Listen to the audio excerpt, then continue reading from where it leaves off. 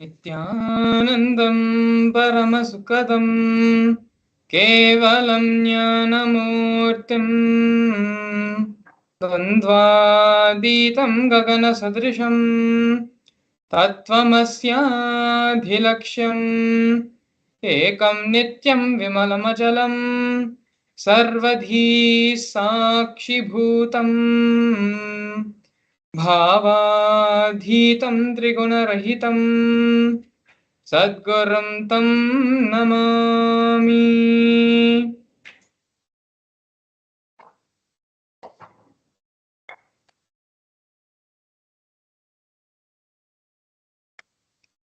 Namaskar everyone. Welcome you all to yet another wonderful Bhava Darshan, manifesting with the Supreme Pontiff of Hinduism, Bhagavan Sri Nithyananda Paramashivam.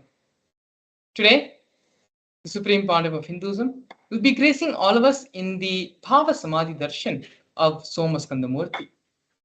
If you're a temple goer and if you follow the various temples and are a part of the various temple festivals, you would have seen or at least glimpsed the Somaskandhar Murti at least once in any of these festivals or Brahmotsams which are being celebrated. Somaskandhar is one of the most beautiful and most represented form of Paramashiva, which is worshipped and celebrated across every single temple in India. As we get into the session, you will learn more about who is Somaskandhar, the Leela behind the happening of Somaskandhar Murti, as well as the signs of Bhava Samaya Darshan. We will also be from the direct powerful cognitions which are represented by Somaskandhar. With those powerful cognitions, we will be going through internalization exercises and to see how we can apply these powerful cognitions in our own life. But before we get into the whole program, I'd like to share with all of you very special and very exciting news, which which was released a couple of days back on Facebook. These posts are posted by on the Supreme Pontiff of Hinduism on the Supreme Pontiff of Hinduism's official Facebook handle. The first report is by the News Minute media publication agency, which has published the truth about the Interpol notice, which was supposedly, allegedly, been put on the Supreme Pontiff of Hinduism. All the details and all the references for the information is also provided in the Facebook page. But if you actually go and if you see and read the Facebook page, the Facebook post, you will see that Interpol has never issued any sort of arrest warrant or any sort of notice against the Supreme Pontiff of Hinduism. Rather, Interpol themselves acknowledge and recognize the Supreme Pontiff of Hinduism as leader of the sovereign state of the United States of Kailasa. So this is one of the most extraordinary news. This is a very, very positive news and very, very good news for all of us Kailasian citizens and for the rest of the world as well. So please take a few minutes of your time to go ahead and spread this news on social media.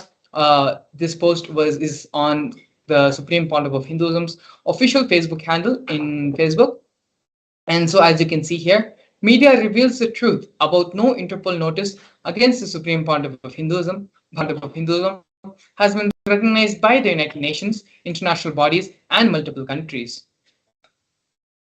After baseless rumors spread about Interpol notices being issued against the Supreme Pontiff of Hinduism, media like the News Minute have revealed the truth of no Interpol notice against the Supreme Pontiff of Hinduism, along with clear evidence of letters directly from the Interpol on the same matter.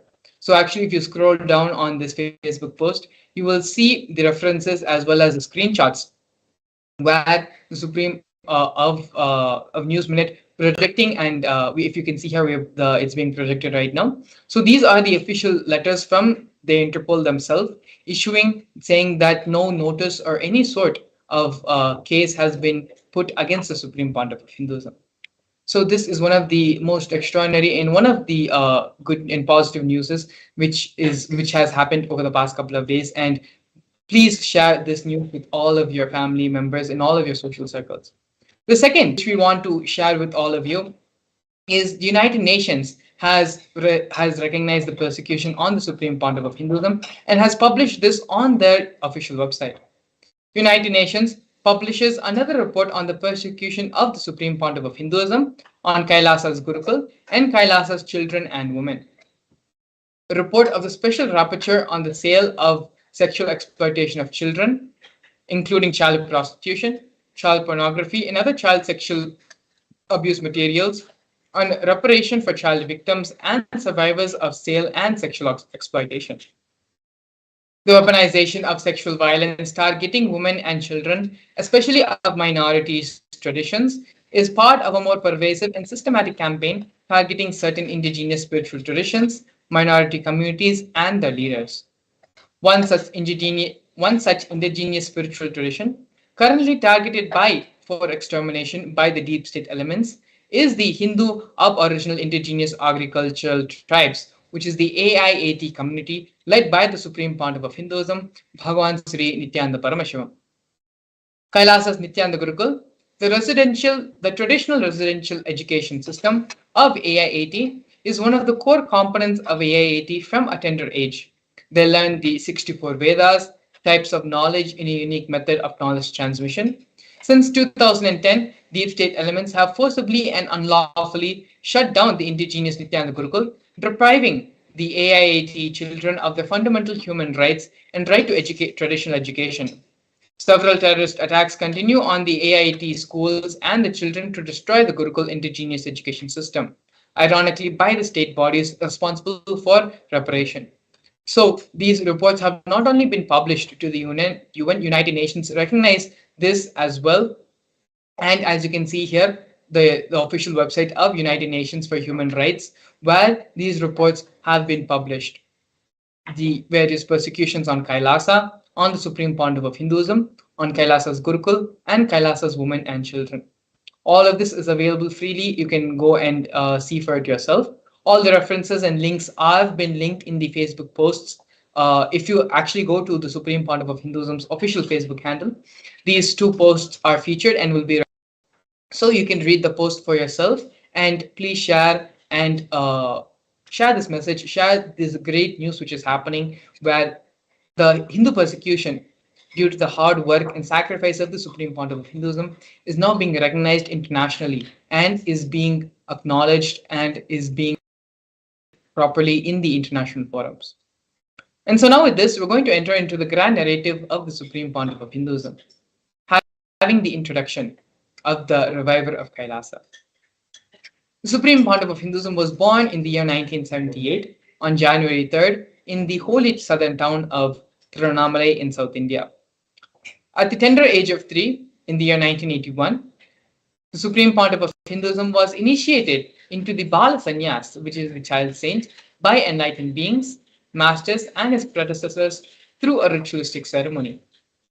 The Supreme Pontiff of Hinduism was identified as an incarnation by enlightened beings as Yogi Raj Yoganandapuri, Vidwan Panduranganath, and the 130th Guru Mahasannidhanam, which is the pontiff of the Tonde Mandaladinam of Kanchi. When the Supreme Pontiff of Hinduism was of 16 years of age, he was coronated by Mata Vibhudanandapuri, the Vedanta Guru of the Supreme Pontiff of Hinduism, also lovingly called as Mataji Kuppamal. You can see there is a conch and a kamandalu, which is the water pot, to the left of the Supreme Pontiff of Hinduism, as well as the wooden staff to his right, all of which are given to the Supreme Pontiff of Hinduism by Mata Vibhudanandapuri. These are the traditional items which are handed over along with the official induction as the successor into the lineage.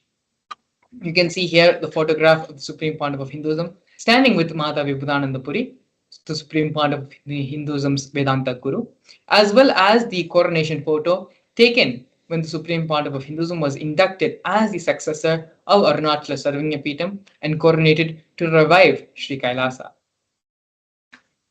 Next, we're looking at the early days in the mission of Kailasa into the mission of the Nithyananda Sangha. Here leftmost you can see the black and white photo where the Supreme Pontiff of Hinduism himself, brick by brick, constructed the temple monastery complex for his guru, Mata Vibhudanandapuri, under the guidance of his gurus.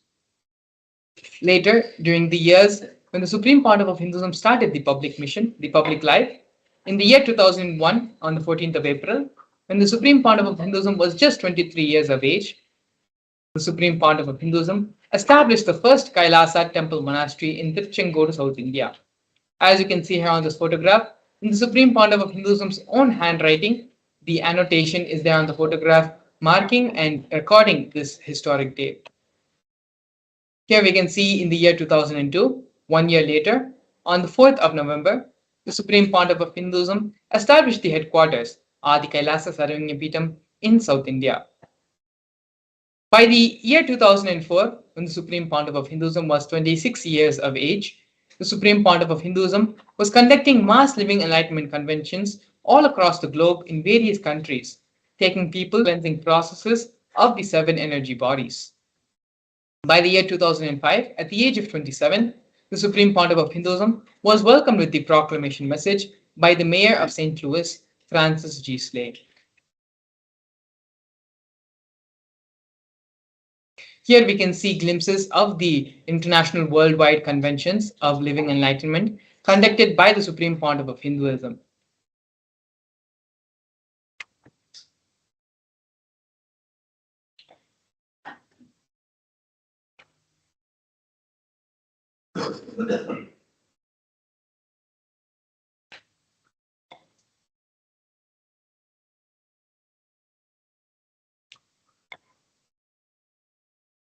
In the years 2015 and 2016, during the auspicious Kumbh Mela festival, one of the largest celebrated festivals in the world, the Supreme Pontiff of Hinduism initiated thousands into the mass living enlightenment, both in Nasik Kumbh Mela in the year 2015 and the Ujjain Kumbh Mela in the year 2016. As you can see here, we have photos of thousands and thousands of people visiting the Kailasa camp in Ujjain and in Nasik, and the Supreme Pontiff of Hinduism giving the mass initiations living into living enlightenment to all those who had come. We are now going to be looking at the various coronations of the Supreme Pontiff of Hinduism. The first one being when the Supreme Pontiff of Hinduism was just 10 years of age. The Supreme Pontiff of Hinduism was coronated as the 233rd Guru Mahasannidhanam of Kanchi Kailasa Sarvanyapitam, which is the Tondai Mandala Adhinam. In the year 2004, on December 31st, the Supreme Pontiff of Hinduism was coronated as the incumbent emperor of the Suryavamshi Surangi Samrajya. In the following years, the Supreme Pontiff of Hinduism was coronated as the present 23rd Guru Mahasannidhanam of Dharmamukti Swargapuram. In the year 2012, the Supreme Pontiff of Hinduism was coronated as the 293rd Jagat Guru Mahasannidhanam of Kailasonatha Shyamlapita Sarvanyapitam. In the year 2013, the Supreme Pontiff of Hinduism was coronated as the present Mahamandaleshwar of Mahanirvani Akhada, which is the largest apex monastic order. In the year 2014, the Supreme Pontiff of Hinduism was coronated as the 1008th Acharya Mahamandaleshwar, which is the head of all spiritual leaders of the Atal Akhada, which is the ancient apex body of Hinduism. In the year 2015, the Supreme Pontiff of Hinduism was coronated as the Supreme Pontiff of Hinduism, elected by a congregation of over 1,000 Hindu leaders, pontiffs.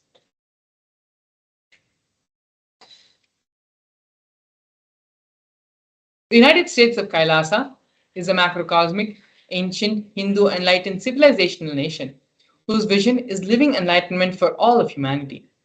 Kailasa's mission is to revive and share with today's world the practical applications of the greater sciences of authentic Hinduism, including Hindu cosmic physics, Hindu alchemy, Hindu cosmology, Hindu biology, Hindu mathematics, the power manifestation science, and other sciences as revealed by the Supreme Pontiff of Hinduism. These sciences were once practiced freely in over 56 nations across the continent, but are now facing extinction due to the persecution which has spanned over a millennium.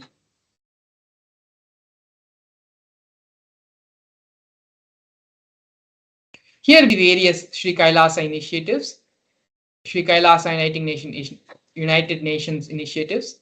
Sri Kailasa Uniting Nations initiatives support a variety of humanitarian services which collectively allows for the creation of an enlightened, peaceful, sustainable, equitable, resilient, and thriving world. Out of these 108 initiatives started by Sri Kailasa Uniting Nations, The one which we are going to be looking out of the many is the No Hungry Home project offered by Sri Kailasa Uniting Nations for nutritious food and a hunger-free world. More than 1 billion meals have been served over the past 27 years. The Hindu ASMT community has organized more than 3 million annadans serving a total of 1 billion meals. Annadans are the free organic meals as per the tradition, which are served during religious gatherings to everyone without discrimination. Up to 10,000 meals are served on a daily basis, free of cost, and this number rises to up to 100,000 on festival days.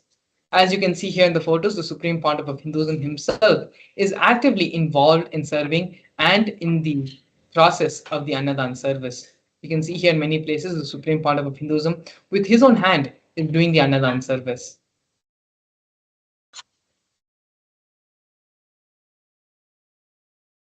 Here we can see Kailasa's protective and preventive COVID care centers offered by Sri Kailasa Uniting Nations for affordable and holistic health care. During the pandemic, the Supreme Pontiff of Hinduism converted his monastery campuses into a multi-layer quarantine facility free for all people, regardless of any differences in age, gender, caste, creed, ethnicity, color, socioeconomic status, or any other sort of discrimination. Not only that, but food, shelter, internet, as well as other basic facilities, including free medical care, were provided to all the residents for an indefinite amount of time. More than 30 million citizens followed Kailasa's 28-day spiritual regimen in the year 2020.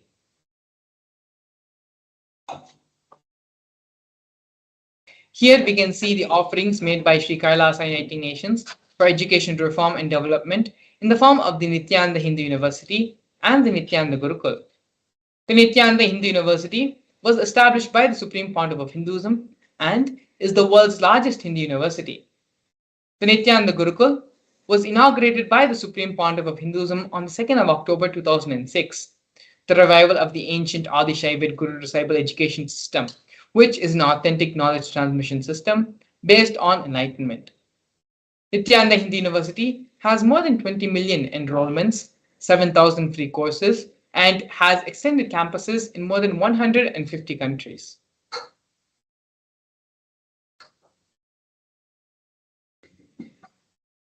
Here we can see Sri Kailasa Uniting Nations for the protection of Hindu scriptures in the form of the Nithyananda Jnanalaya, which is the library, and the Hinduismpedia.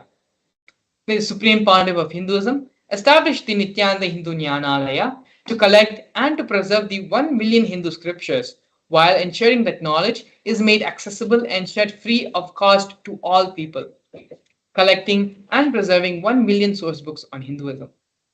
The Supreme Pontiff of Hinduism himself has authored more than 10,000 books in 3 different languages, which have been translated into 50 other different languages. Not only that, but the Supreme Pontiff of Hinduism has published more than 10,000 articles and has given more than 10,000 hours of free discourses with a combined view of more than 1 billion. The Hinduismpedia is a project offered by the Supreme Pontiff of Hinduism, while the Supreme Pontiff of Hinduism has collected more than 15 terabyte of digital material and rare manuscripts from all the 19 serving pitas, ancient muds, and ashrams. This collection is inclusive of over 1 million pages on Hinduism, 22,000 digital books, 1,000 e-textbooks, and more than 100,000 articles on various topics in Hinduism.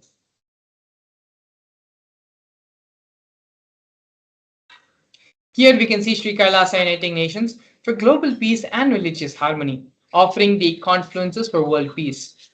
In the year 2009, the Supreme Pontiff of Hinduism organized a month-long peace walk covering 1,000 kilometers and 1,000 villages to bring together in harmony from all walks of life to promote feeling connection and oneness among people.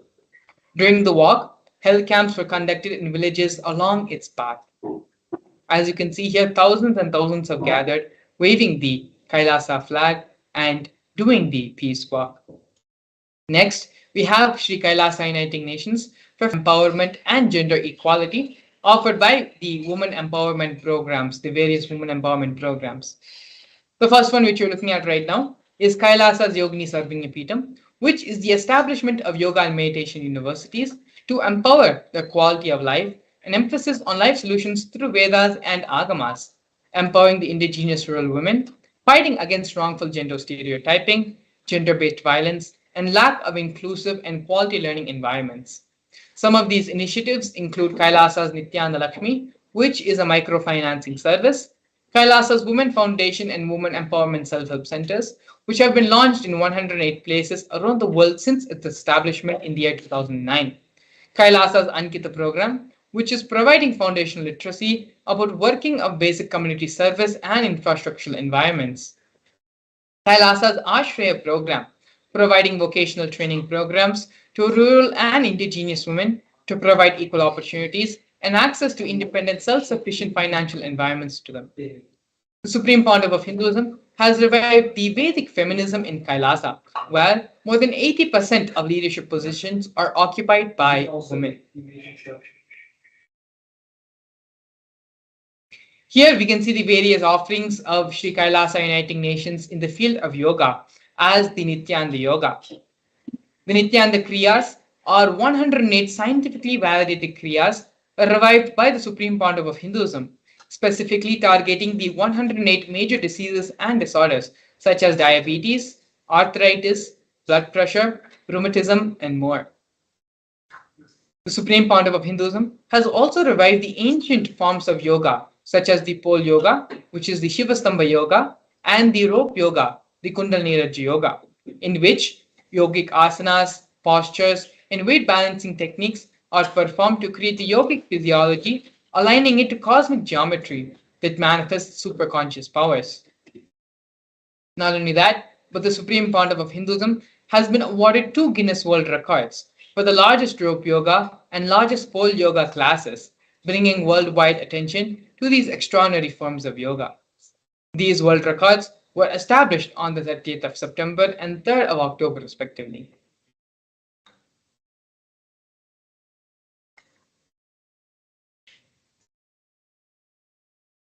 Despite being heavily persecuted continuously for more than a decade, the Supreme Pontiff of Hinduism, in his unwavering intention, commitment, and action in building the only Hindu nation, has established the sovereign state of the United States of Kailasa to protect, revive, and preserve Hinduism, the most ancient, most peaceful, still living, and long lasting demonstrable system that shows the possibility of peaceful coexistence amongst people. Next, we're going to be looking here at one of the most historic and definite moments of the Kailasa nation, where Kailasa, the first nation of Hindus led by the Supreme Pontiff of Hinduism, Bhagavan Sri Nithyananda Paramashivam, spoke on behalf of the 2 billion global Hindu diaspora at the 14th session of the United Nations Forum on Minority Issues. A significant milestone in the history of Hindus and the sovereign state of Sri Kailasa happened on the 2nd of December 2021. His Excellency Shri Nitya Moksha Priyananda, Ambassador Extraordinary and Plenipotentiary of Kailasa, represented the persecution of Hindus at the 14th session of the United Nations Forum on Minority Issues. The theme of the forum was conflict prevention and the protection of human rights of minorities. This was the first time Hindu minorities was represented in the United Nations. The ongoing and systematic generational attacks on Hindu indigenous traditions were highlighted in these meetings.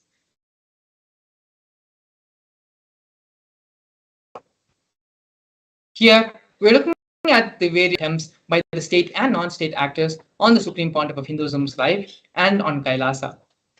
More than 70 assassination attempts and attacks, physical attacks on the Supreme Pontiff of Hinduism in India and abroad.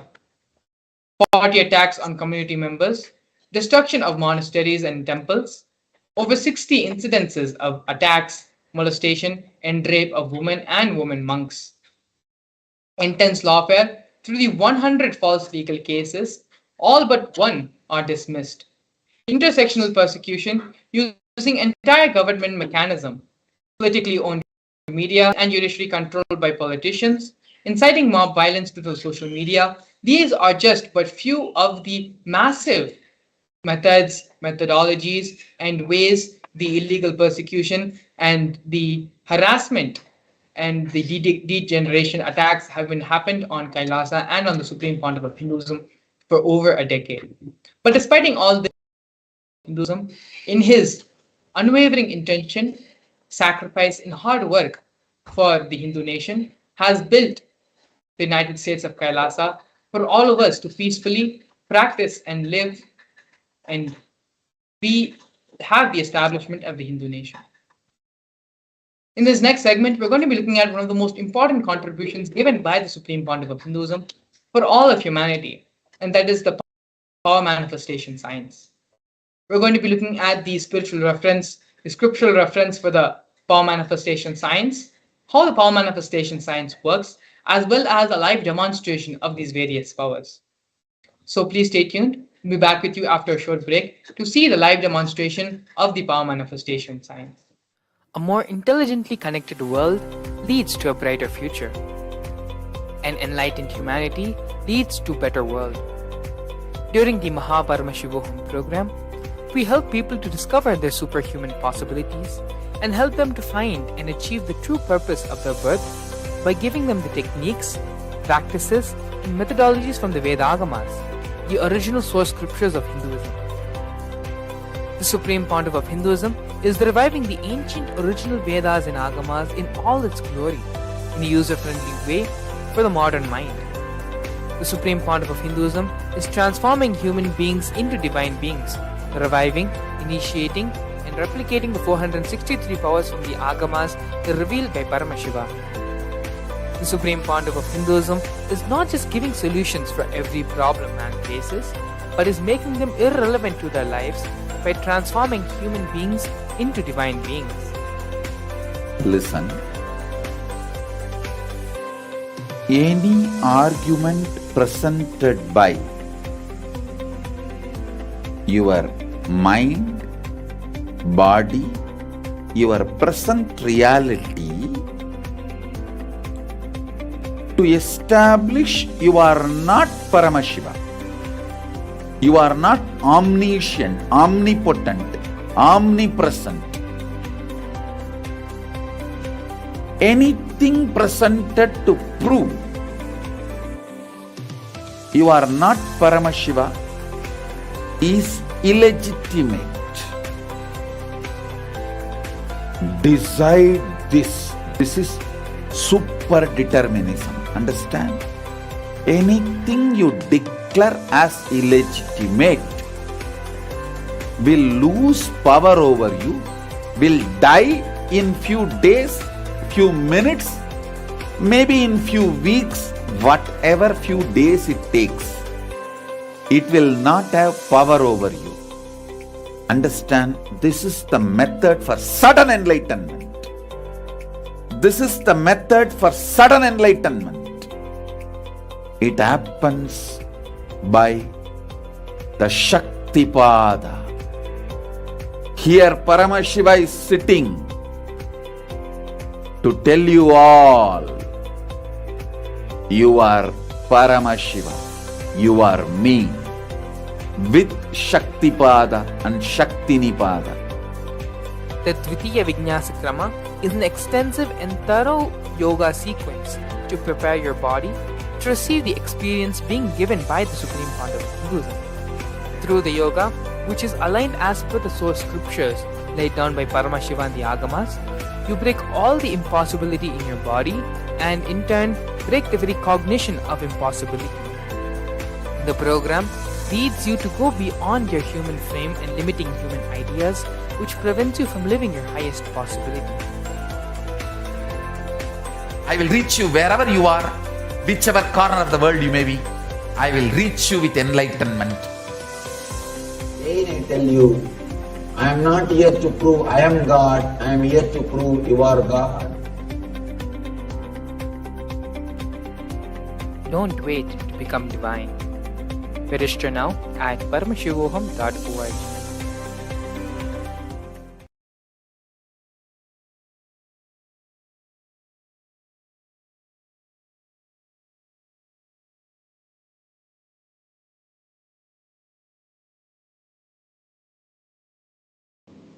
Yes, so now we'll be entering into the beautiful session of the power manifestation, and now we're going to be understanding the various truths and aspects of power manifestation.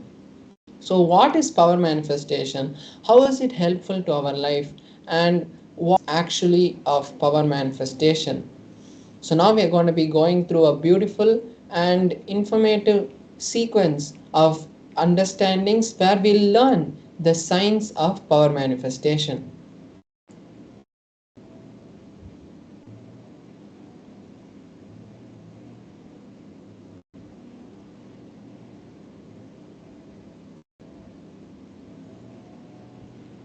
So, in the Vedagamas, the source scriptures of Hinduism, Paramashiva elaborates in detail that every human being is hardwired to be able to manifest the 463 Shaktis of Paramashiva. Manifesting Shaktis are described in a detailed systematic method and science for human beings to explore the various sciences and the various Shaktis of Paramashiva. The manifestation happens from the fundamental cognition that you are divinity and not the cognition that you need to reach divinity.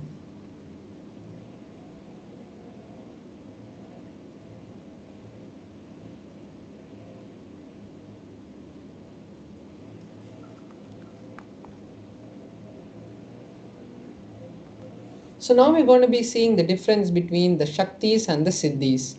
Shaktis express from the space of enlightenment, whereas the Siddhis manifest from the space where you are reaching enlightenment through various penance and hardships. That time the Siddhis manifest. Shaktis are the source of enlightenment, whereas Siddhis manifest only in the path of enlightenment.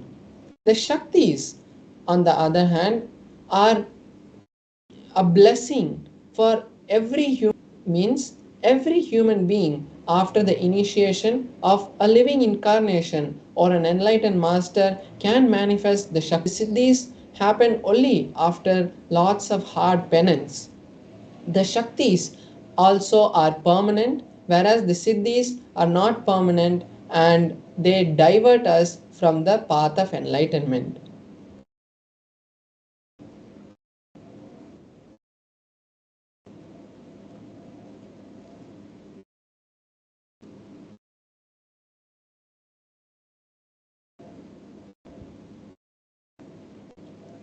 So now we are going to be seeing the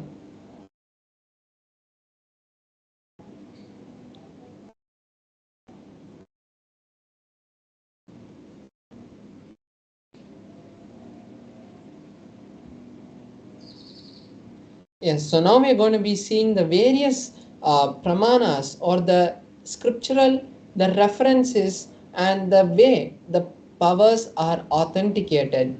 So we have four different methods and layers through which the powers are filtered.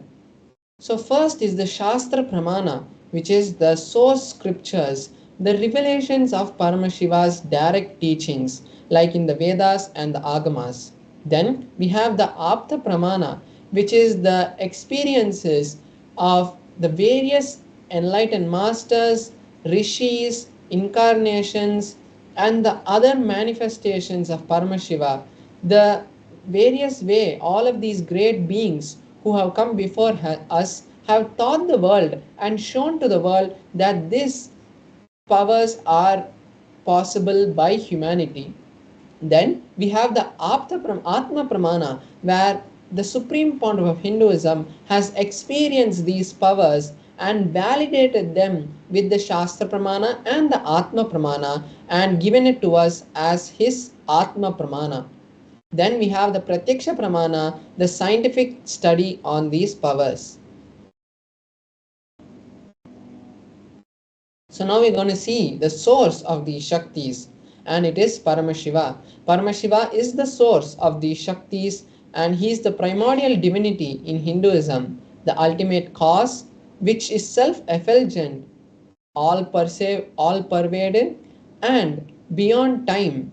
He manifests the five actions of creation, sustenance, rejuvenation, pulling out of delusion, and liberation. And through this, he creates and sustains and manifests this whole existence that we know.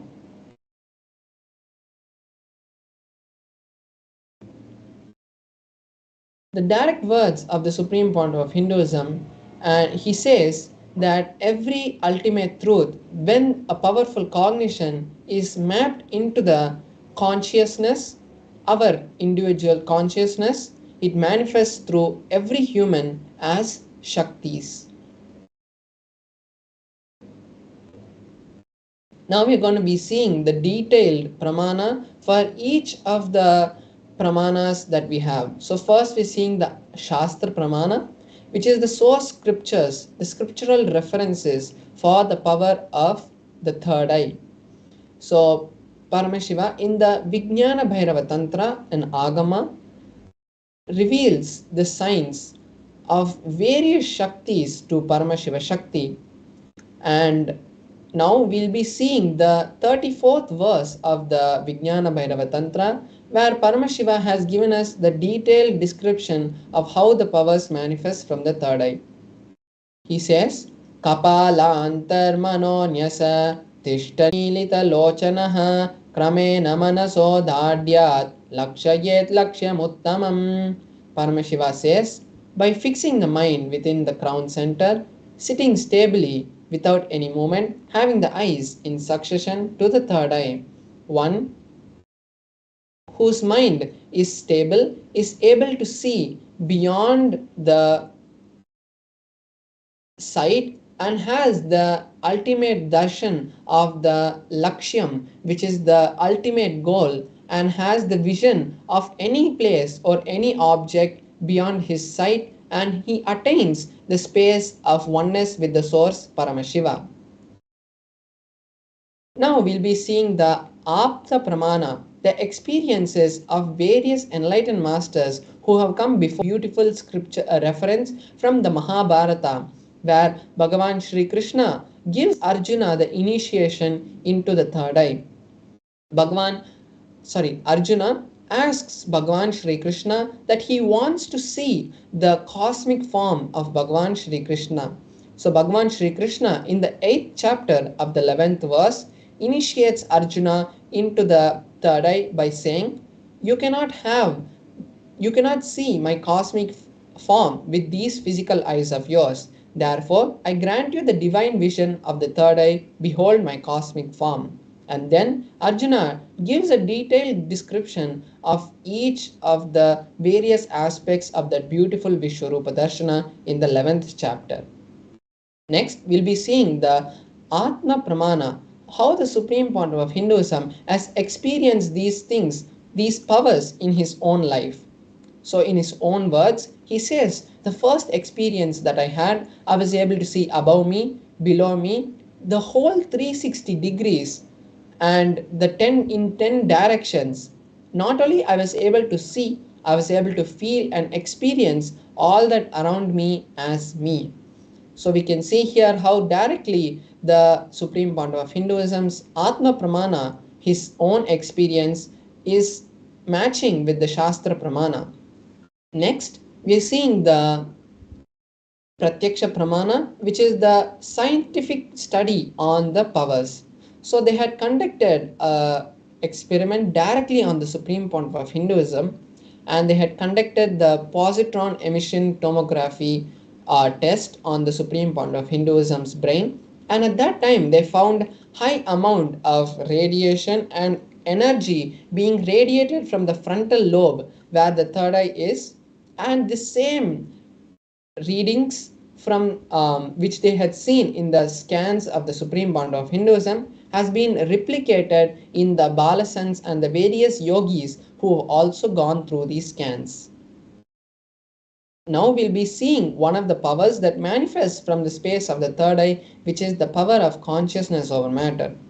The scriptural reference for this is from the Vijnana Bhairava Tantra, Sutra 120, Dharana 95. Paramashiva says, Kvachid vastuni vinyasya Shane drishtim nivartayet tajnanam chitta sahitam devi shunyalayo bhavet. The translation is, having fixed one's eyes on a particular object, vastu, one should slowly withdraw the gaze and the sight from that object, as well as slowly eliminate the knowledge, thoughts, and impressions from that object. Then, O Devi, one abides in Shunya, the state where there is nothing other than this exists, the space of all inclusiveness or infinity. So here we can see how Paramashiva has given us a detailed explanation of each of the steps of how to manifest this power. Now we are going to be having a live demonstration of this power, where I will be manifesting the power of consciousness over with my Atmalinga. So now we'll be moving to the close-up camera, where you'll be able to see the demonstration, and we'll be showing you how authentically this power is being manifested.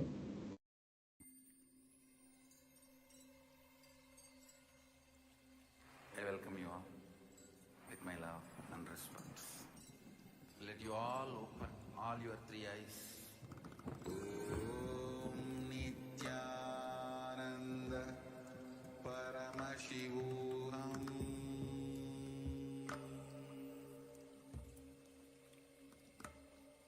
Om Nithyananda Paramashivam.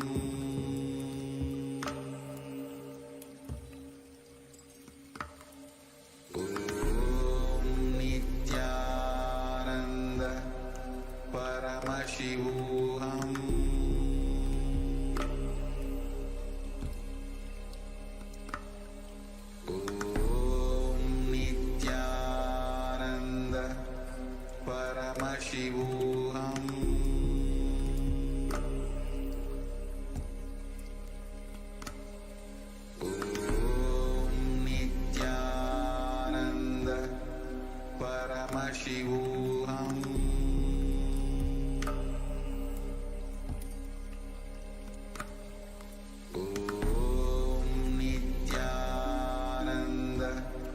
Paramashivam.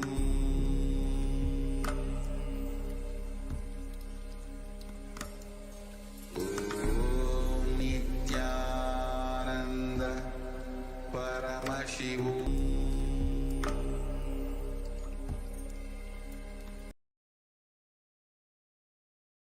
Yes, so now we are all able to see the Atmaling, and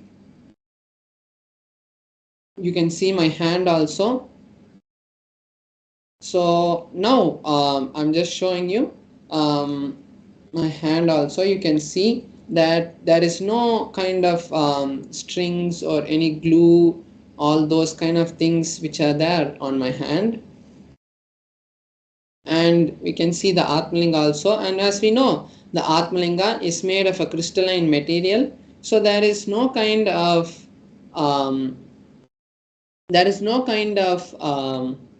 magnetic thing that can be used to make the Atmalinga to move.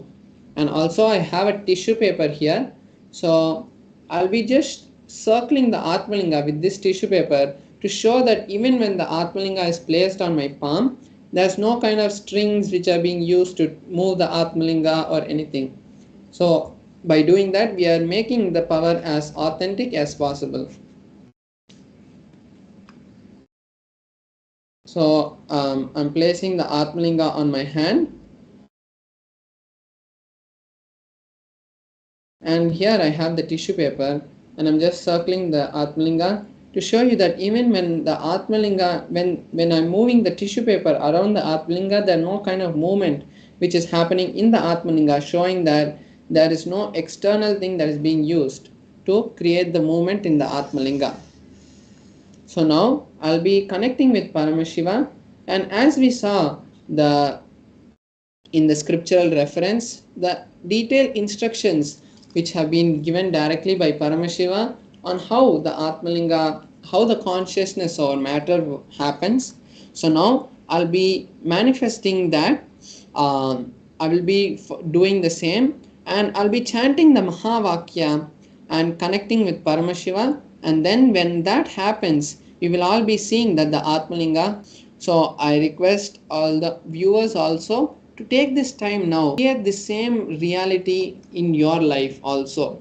So either you can manifest this power, or you can create a reality, you can share with us a reality that you want to manifest in your life, and then we will be, when we manifest the power, we will be seeing directly Paramashiva manifest that reality in your life. So now I'll be chanting the Mahavakya, and we will all be seeing the beautiful manifestation of the Atmalinga. So you can also chant along with me. Om Nithyananda Paramashivoham. Om Nithyananda Paramashivoham. Om Nithyananda Paramashivoham. Om Nithyananda Paramashivoham.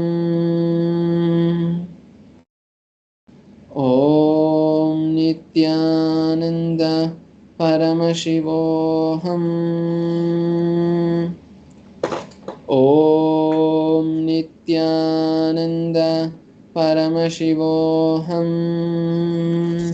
So as the Atmalinga is moving also, I want to show that there is no kind of movement or no kind of external thing that is being used to create the movement in the Atmalinga.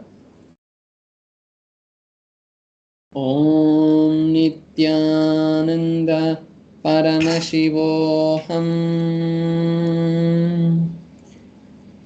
Om Nithyananda Paramashivoham. Om Nithyananda Paramashivoham.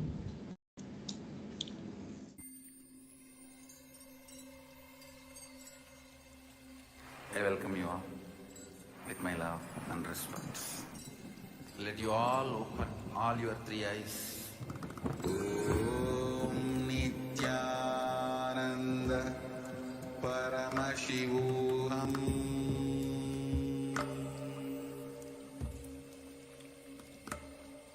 Om Nithyananda Paramashivam.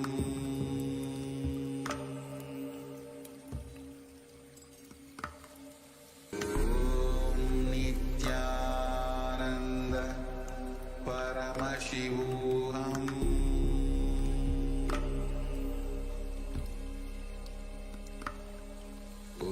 Om Nithyananda Paramashivam. Om Nithyananda Paramashivam.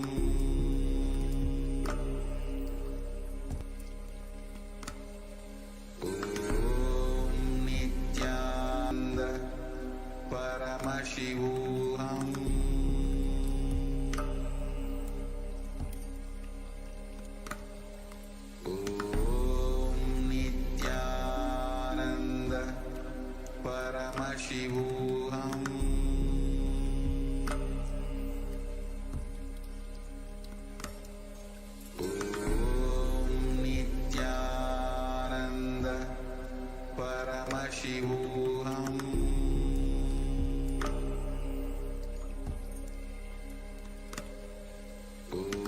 Om Nithyananda Paramashivam.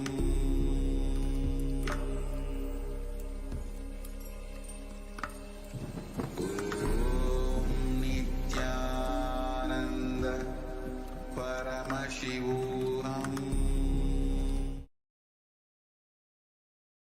Yes, so now we have seen the beautiful manifestation of the Atmalinga, and now this is the best opportunity for all of us to take, best time we can take to create the reality of Mahaparamashivaham, where we'll be learning to manifest this kind of Shaktis. And the goal of this consciousness or matter is not to just move the matter, but it is to create the realities that we want. It is to have a personal, intimate relationship with Paramashiva and create a better future for you and your family. Because in the Mahaparamashivam, you'll be learning lots and lots of powerful cognitions which you can use in various situations of your life to create a better future for you. We are projecting the QR code on the screen. You can scan that with your phone and it will take you directly to the registration page of the Mahaparamashivoham. And now we are going to be moving into the next session where we are going to be understanding about a really important component that takes away the whole effort, that takes away the whole beauty of manifesting Paramashiva in our life, which is the pattern of decision fatigue. And when we have this decision fatigue, it always, when we have a breakthrough in our life, we think, oh, I've taken so much, I've done so much, and you just get overwhelmed and you don't enjoy that you have allowed Paramashiva to create something in your life. So when we understand about how we can go beyond this decision fatigue and break this pattern of decision fatigue, we will be able to allow Paramashiva to flow through us. So we'll be listening to a series of satsangs by the Supreme Point of Hinduism, where he'll be teaching us and explaining about how this decision fatigue can be overcome. So now let's sit with our head, neck and spine in a straight line. And as most importantly, make sure that you take notes of this and share it with your friends and families in the social media, and make sure that you write it and keep it as your book of hearts. So now let's sit with our head, neck and spine in a straight line. Let's bring our awareness to the third eye, and let's bring listening to our space. And now let us enter into the video.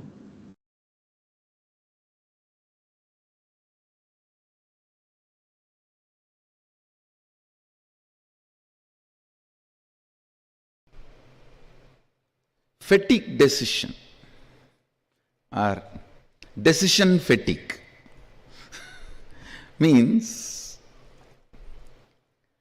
fatigue which happens to you by making decisions. Actually, decision fatigue is fatigue decision. Listen. Decision fatigue is nothing but fatigue decision. I'll explain. When you decide to superimpose elephant on a wooden sculpture, elephant, the fear or greed or other emotions, opinions associated with elephant gets aggravated in you. When you go through that ups and downs, incompletions, you become tired. Listen carefully. Yesterday I was discussing with some of the Adinvasis preparing for Sadashivoham. Actually, whole day nothing is being done other than making few phone calls. But everyone is tired, fatigued, thinking they are doing two big things. Nothing. Nobody is building here. Even if buildings are happening, big buildings are happening, what you are doing is only phone call. Nothing else. If you just do the postmortem and see exactly what you are doing, it's only phone call and talking. And at the most signing, that's it. But you are so arrogant, you don't want to believe you are not doing anything. Because you are always, you thrive on pampering yourself with arrogance.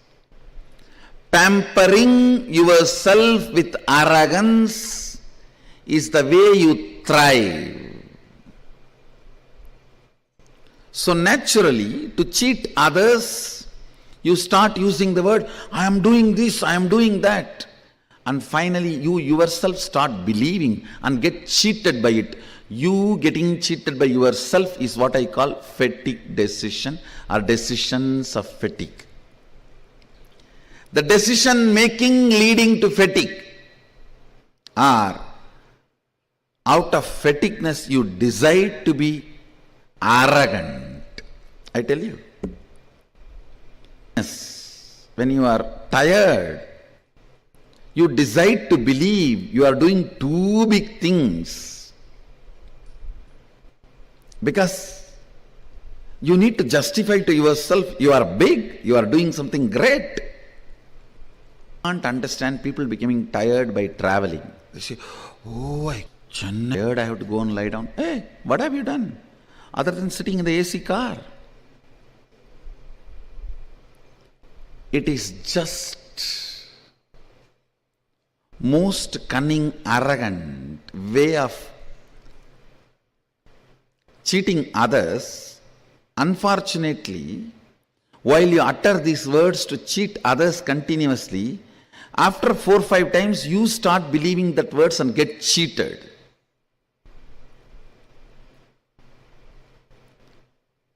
Get cheated terribly. Understand? If you cheat your boss, you are doing great, you may gain some money. If you cheat yourself, you lost your very life. Anybody who cheats himself or herself loses life. You are in utter confusion, don't know what to do, don't have direction, don't have any real movement done.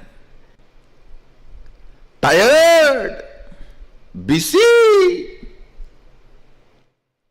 End of the day, if you see, just blown arrogance. I am this, I am that, I am doing this, I am doing that. Actually, if you see what you are doing, nothing more than calling or talking. I told to the Adinavasi whom I was talking, now you are standing here, holding your hands. For this, at least 100 decisions your brain has to take. To put the weight on the right leg, left leg, hold the hands together, all that. To build this whole campus, less number of decisions only your brain need to take. Actually, even for your breathing, how many decisions your brain need to take? Less than that number of decisions only you need to take every day. Even you are most productive, much better than me.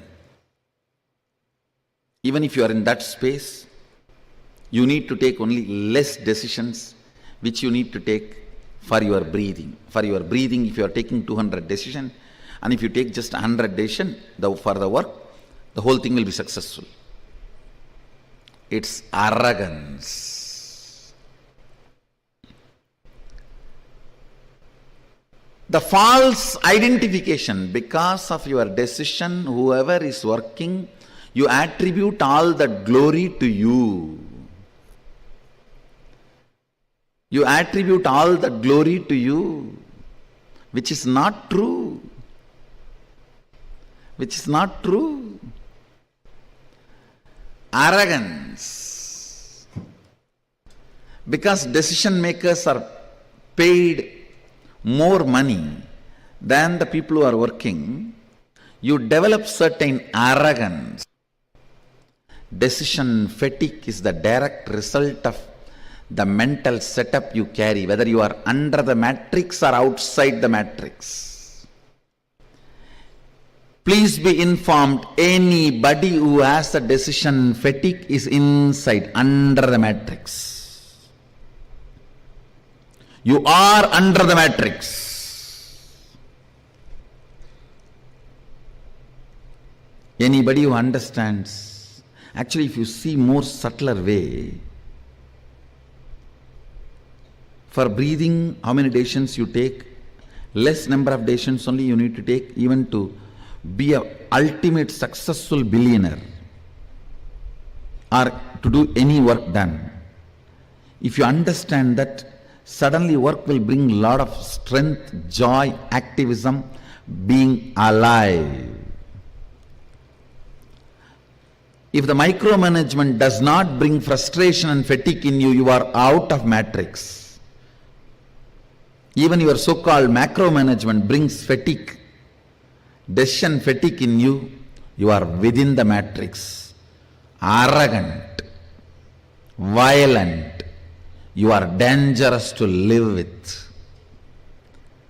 Fatigue decision, people's prana is dangerous to breathe.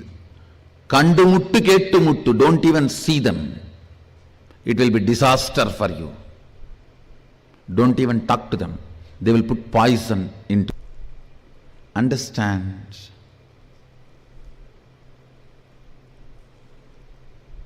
Most of your problems, stupid thing called decision fatigue.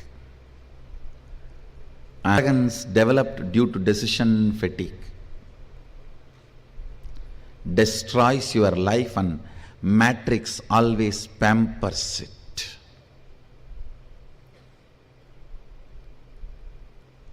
If you come down to the existential ground reality and see your life, nothing but a few decisions I took which is as easy as breathing, few words I uttered which is as easy as flirting,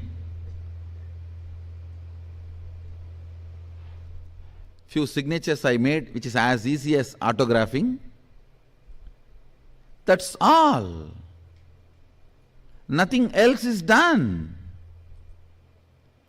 If you understand that, you will be a light being. You will be young forever. You will never become old. You may become bold, but not bald.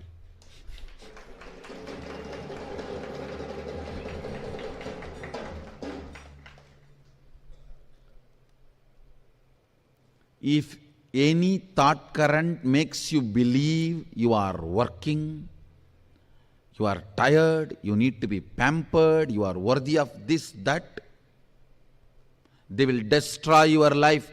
They will make you old. They will swallow your life.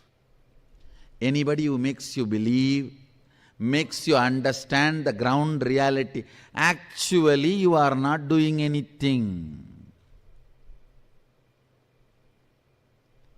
It is as simple as breathing and chatting, just walking around, as simple as, see, if you have a vacation, what all you will do, you are not doing anything more than that in any of your job, I am telling you. It is just your idea of today vacation, today office. Whether it's the Balasant having pus in his ears needs healing, or somebody came and stole something in some branches, or some devotee got into accident, he needs immediate healing, I need to attend. How I sit and go on micromanaging tirelessly, almost 800 to 1000 decisions I make a day without decision fatigue. Actually, 2 days before the Sadashivam started, I took the Sadashivam team all around the campus and I was telling them, hey, don't think you guys have done a big job. All of us put together, we made 2000 phone calls and 100 successful phone calls, that's all. Don't think about what you did based on the result. Think only based on what you did. If you think based on the result, you will fall into decision fatigue. Decision fatigue is one of the biggest suffering of the corporate mind. And I said, all of us put together made 2000 phone call and 100 successful phone call, that's all. The whole team collapsed, came down to planet Earth. I should say got grounded from the airy, fairy, Hari.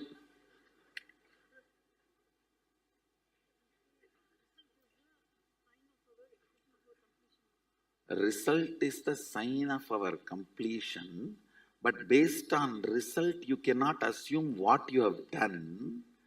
When it comes to what you have done, see, feeling about what you contributed should come only from what is the effort you put. See, what I am talking is talking from the context of becoming egoistic out of air, thin air. All this, all right, this whole thing is done. What these guys have done? One phone call to this contractor, one phone call to the umbrella fellow, one phone call to the Dumbai fellow, one phone call to the volunteer scheme. They tied it over.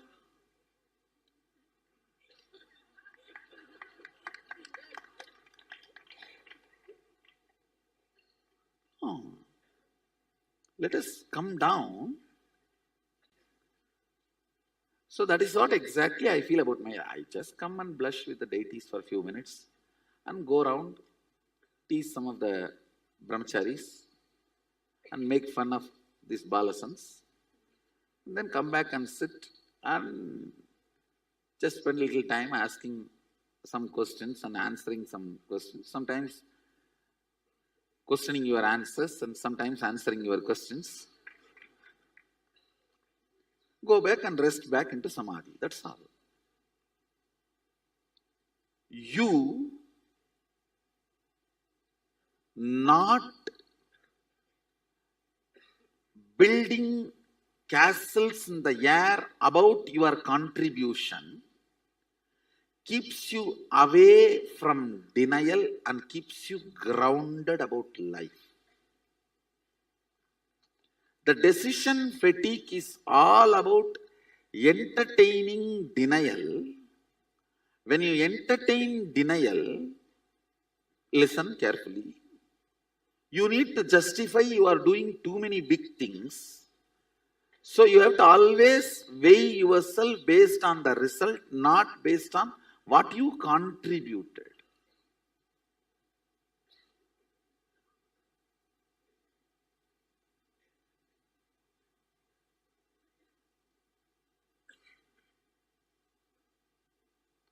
This is one of the biggest corporate problem. And I tell you, decision fatigue damages your liver and intestine. If you remove decision fatigue from your life, you will grow younger. Decision fatigue starts as delusion, ends as disease. Decision fatigue starts as delusion, grows as disorder, ends as disease.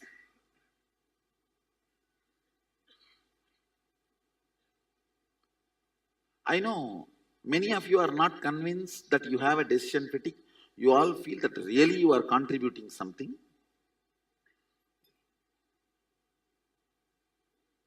Because it is such an important, how important I am for the society and for the people around me. That is one of the important food you eat. That is being now denied.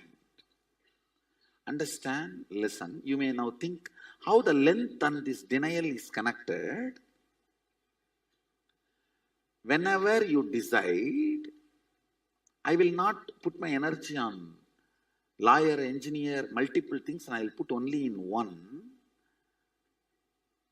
you will start seeing your efficiency to engage with life drastically comes down due to boredom attack. You always think, I'll put all the 12 hours into the law and master, and you forget to understand there is something called boredom, which will be attacking you. You will be falling prey for it. You may have to face that in your course. You don't plan to handle, you don't have a right plan to handle the boredom. But you deny all the other entertaining aspects of your routine. When the boredom attacks, you collapse. Denial always leads to low efficiency, low engagement with life. When the engagement with life comes down, depth of the boredom increases. Depth of the boredom, denial, less engagement with life, decision fatigue is all one and the same. How many of you?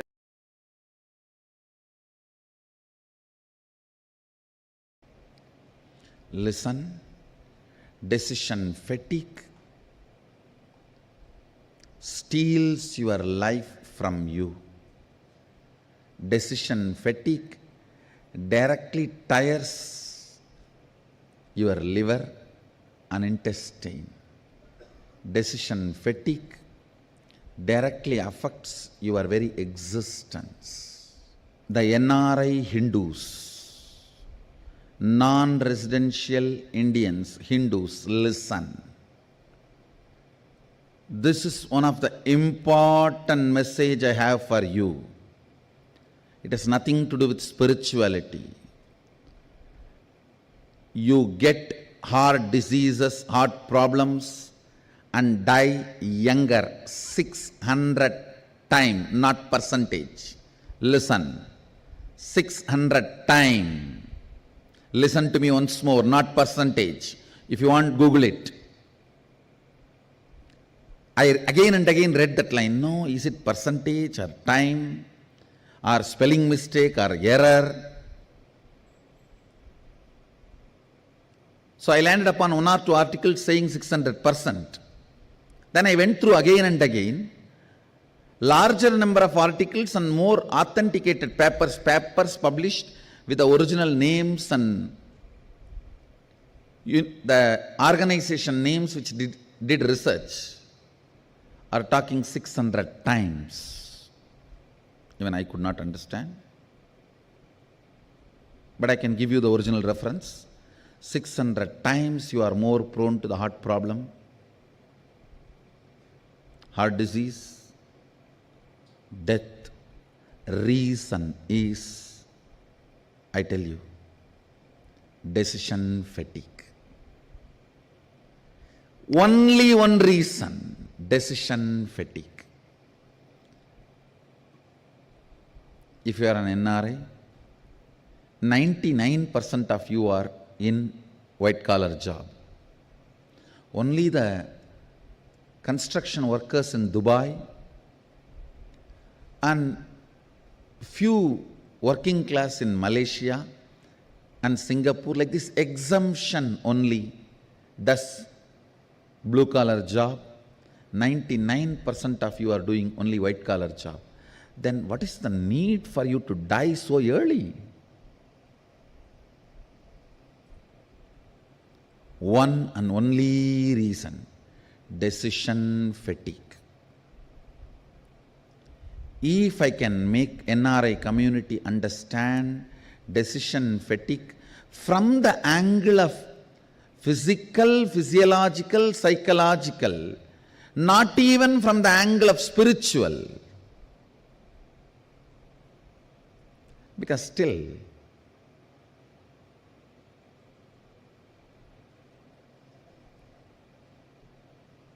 the NRIs have their own matrix.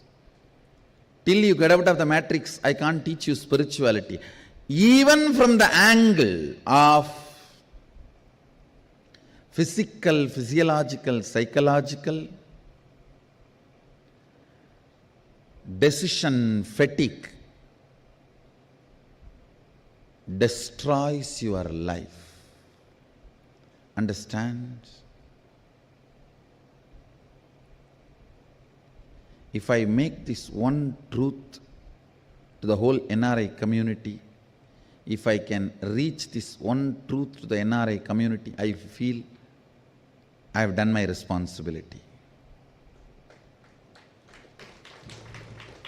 Because it is very unfortunate, the NRI community is not understanding or not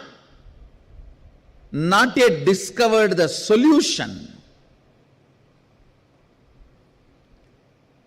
They have not understood the decision fatigue can be healed just in one sitting. It does not need to be part of your life.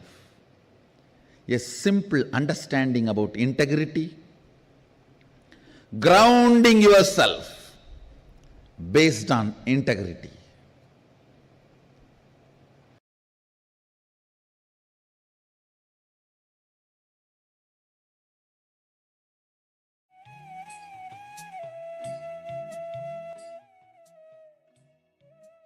Yes.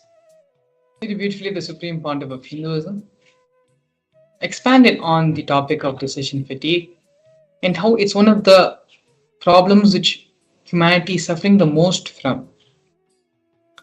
As Swamiji himself has told, it is decision fatigue, not anything else, which is causing the NRI community to die at such a very early and young age.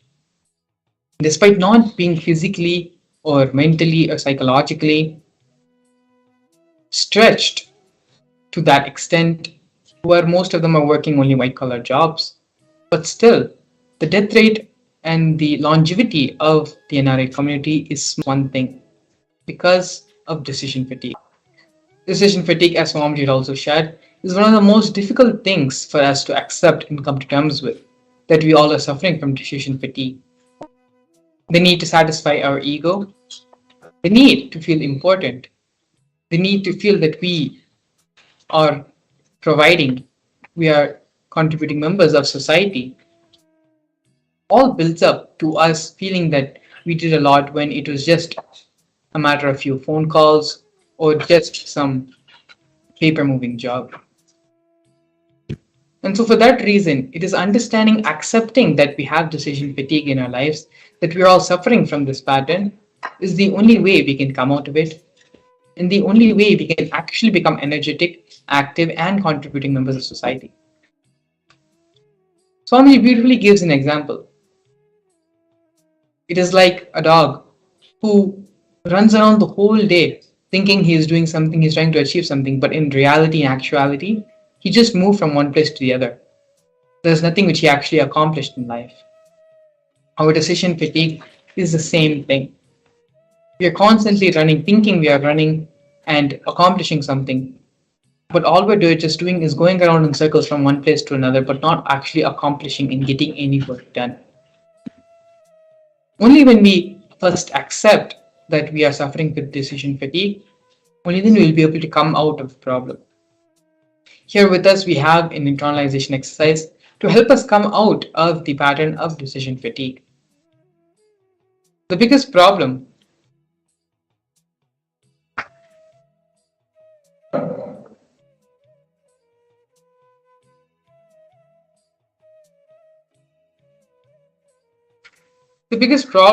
is going to be inability to handle boredom. Human civilization will collapse due to boredom if we don't teach people to conquer time. It is time people learn the science of conquering time. See, something has to pull you towards the future. You can't always be pushed from the past. This is a beautiful understanding Swamiji gives. And if you see, we are actually already suffering from these problems today. With the exponential growth of social media, the advent of social media platforms like TikTok, where the attention span of a person, of an individual is not more than 10 to 15 seconds, where the videos which you upload itself is limited to only 30 seconds. That is the maximum amount span a person is going to give you before they continue to scroll, before they continue to move on to something else. We have already entered into that age of boredom, where a continuous stream of information, of entertainment, of different types of entertainment can only satisfy you and keep you engaged and keep you in a solidified state.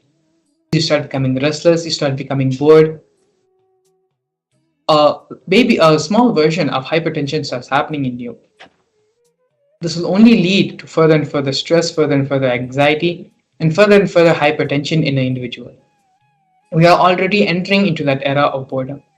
And unless we understand these powerful cognitions about decision fatigue, about conquering time, we are always going to be suffering from boredom and we are always going to feel life is a pain, life is depressing. Unless we have the inspiration to move forward, to get pulled forward towards life, we're always going to be pushed from the past.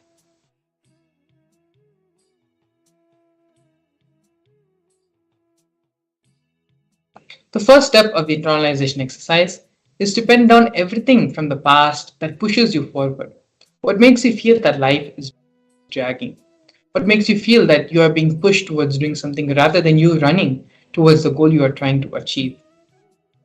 First, pen down all of these things in your life where you feel you are being pushed forward rather than being driven forward.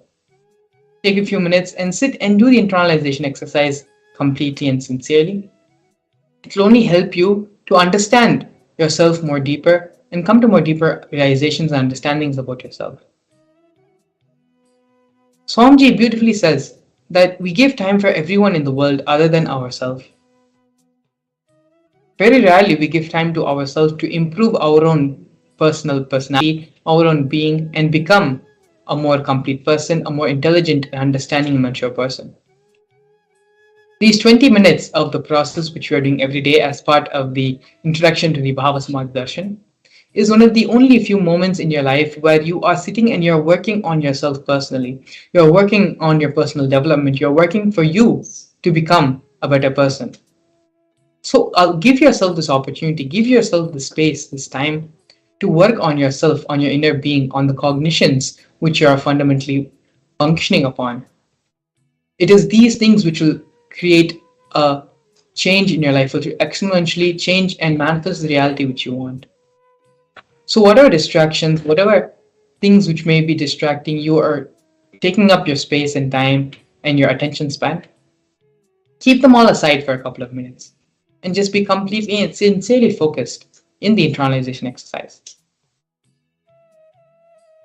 If for you your gadgets or devices are a little bit distracting for you, then keep them away as well for a couple of minutes and just pick up a simple pen and paper and pen down from the whatever you feel is pushing you from the past, whatever feels like a load or which has to be done because you have to do it.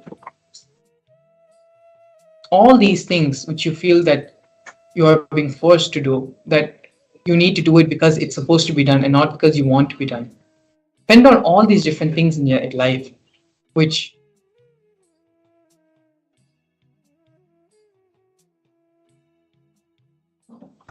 this is a guided meditation process, a guided exercise, and we'll be here with you every step of this process to help you overcome and come out of your decision fatigue patterns.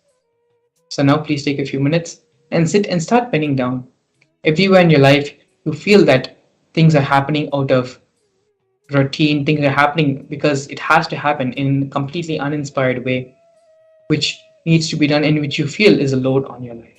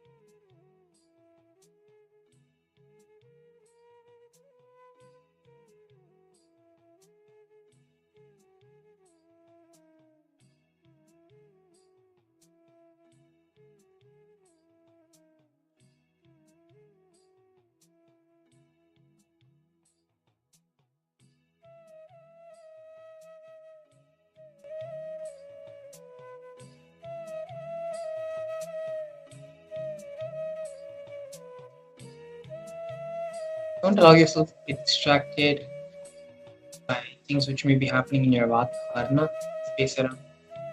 Allow yourself to be completely integrated, completely focused. Exercise. Coming out of the decision fatigue pattern, bring so much of energy personally in everything which you do. Not only will so much of energy come, you will really starts getting accomplished. The feeling that I'm doing so much of work, but still nothing is happening. The truth is that that much of work is actually not being even put in.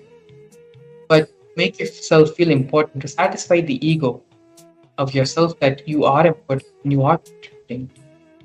You are someone who society needs, who's valued by society.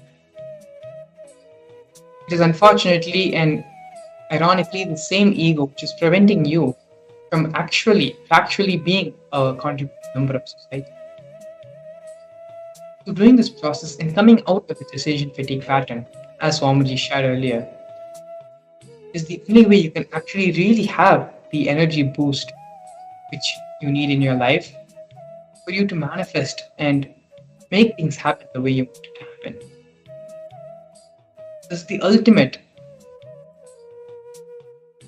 of a personality development, personality change, which you can call, but ultimate life transformation cognition, which you can start carrying, manifest, make things happen in your life the way you want it to happen. Please sit sincerely and do the exercise. It doesn't need to be even a serious process, it just needs to be sincere. Sincerely go through, analyze your life, and identify all the places where you feel things which you are being forced to do in life, things which you have to do in life are happening because they are put a load on you, not because you're doing motivation. Identify all these things. And once this is done, we can move on to the next step. Take a few more minutes. Sit and identify your past, everything from your past, which makes you feel that life is a drag. You're being dragged by life.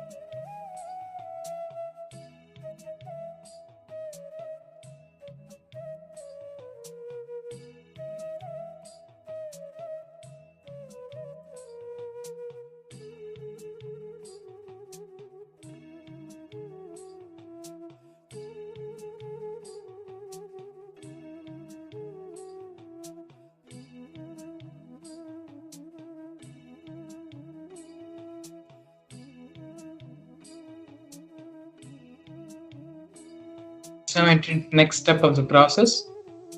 Pen down everything that pulls you from the future. What makes you run with excitement? Previous were all the things which is pushing you towards the future, all the things which you despair in your life, which you don't want to face every day, but you're forced. Things which you have to do every day, but you don't want to. Those are the things which you identified in the previous exercise. In this exercise, let's identify everything which is pulling us towards the future. What makes us run with excitement? What makes us get up in the morning every day? What is that which excites us and forces us out of the bed, where we can just jump out of the bed with excitement? Write all the things which excite you in life, which makes you want to live for another day, which makes you want to enter into the next day. Pen down all those things now, all the things in your life which pulls you towards the future, which makes you more life positive, which makes you want to experience life more and more. Once you're done with the first exercise of analyzing and filling out all the things which is pushing you towards the future, now let us enter things which will pull you towards the future, which is the excitement, the drive, the intensity of it. Again, the complete intensity is exercise. Allow yourself to be completely integrated and do this for yourself.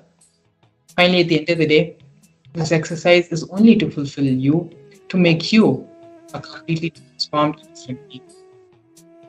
Allow yourself, give that much of integrity and honesty to yourself. Be authentic to yourself, to your own personal transformation. If you're still finishing up the first part of the process, that is fine. You should do that. And once you're done, pen down all the things which excites you, which pulls you forward, drives you to become a better person, to make magnificent things happen around you. Now start the second process exercise.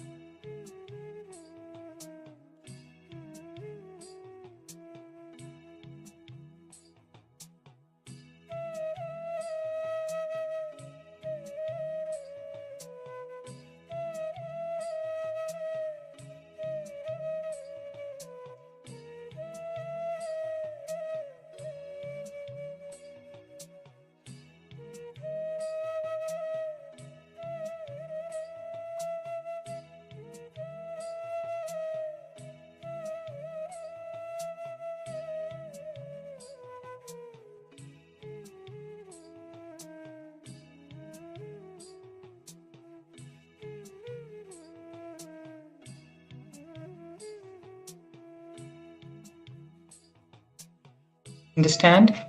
Swamiji says again and again, something has to pull you towards the future. You can't always be pushed from the past.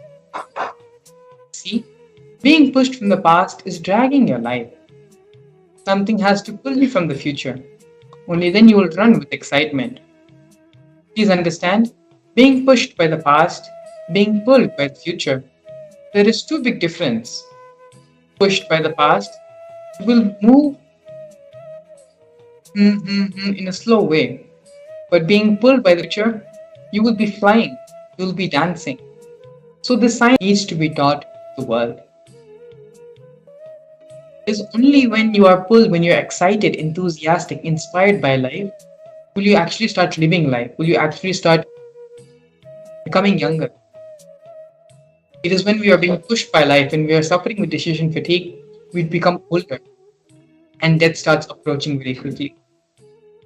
It is only when we are moving towards life, when we are being pulled towards the future, we start becoming lighter, we start becoming younger, we start having more energy. This next step now is the science of conquering time. Discard boredom and be pulled into life by the excitement of the future. With this final cognition, with this understanding, the transformation in your life will start happening. When you understand that it is only through inspiration, it is only by being pulled towards the future, you will become younger, all your health problems will start disappearing, the decision fatigue will start leaving your cognition. You have conquered time. You have understood the secret and reality of manifesting youthfulness, manifesting energy, and becoming, going beyond the physical difficulties, the realities, and the sufferings of this plane. You start becoming divine. With this, the only other further step which needs to be is registering yourself for the Mahaparamashivam program. For this understanding which you're having right now, this powerful cognition which you're living with, will be bolted in you with the superconscious oneness Advaitic experience the Supreme Pontiff of Hinduism will give you in the Mahaparamashivam process, during the Mahaparamashivam program. So with this, the Paramashivam link to register yourself for the Mahaparamashivam program and the website where you can learn more about the program are both linked below in the form of the QR code and in the screen. And so with this, take this time now to cement this cognition in your being and register yourself for the Mahaparamashivam program to have the complete establishment of this experience in your cognition in your being. We'll be entering into a short break, after which we'll be working on causing your personal reality, in manifesting your reality, in manifesting the Mahaparamashivam program with you. So please stay tuned, we'll be right back. A more intelligent to a brighter future.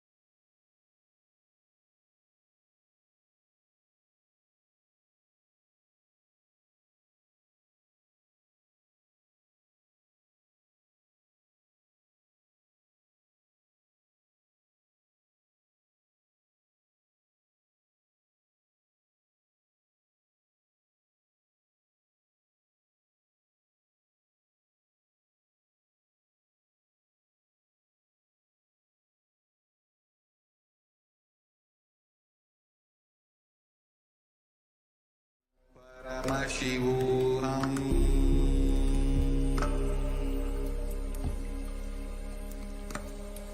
Om Nithyananda Paramashivam.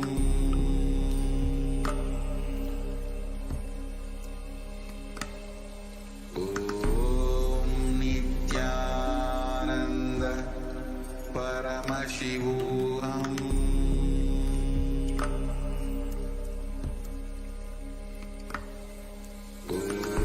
Om Nithyananda Paramashivam.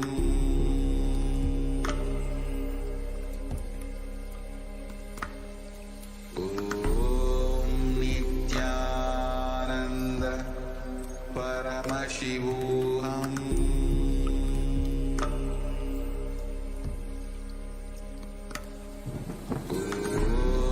Nithyananda Paramashivam.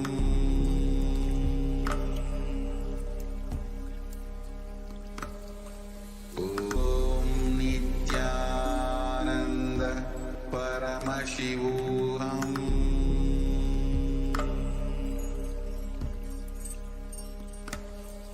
Om Nithyananda Paramashivam.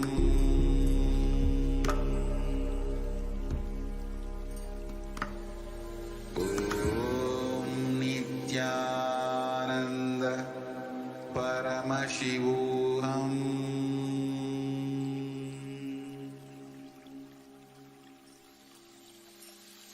I bless you all. Let you all open all your three eyes.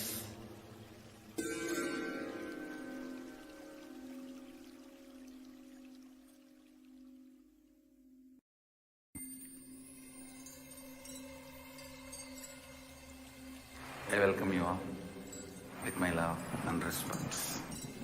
Let you all open all your three eyes. Om Nithyananda Paramashivam.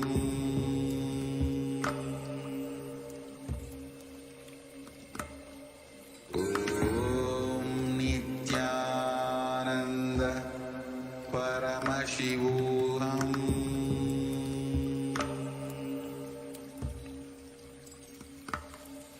Om Nithyananda Paramashivam.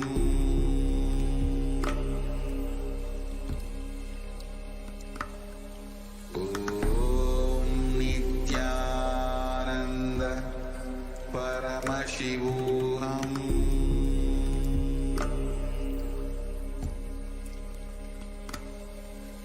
Om Nithyananda Paramashivam.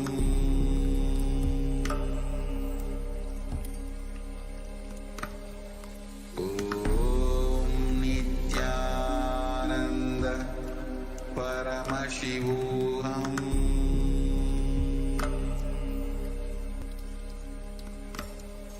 Om Nithyananda Paramashivam.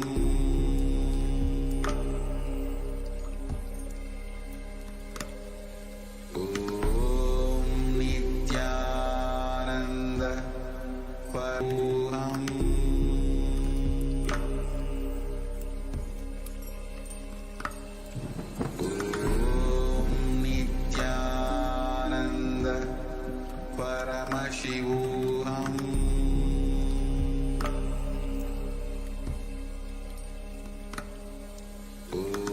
Om Nithyananda Paramashivam.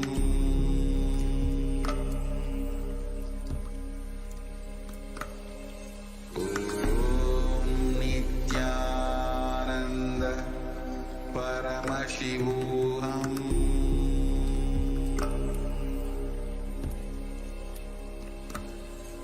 Om Nithyananda Paramashivam.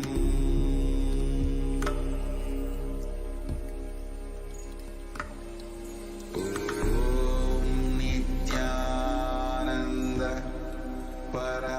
Paramashivam.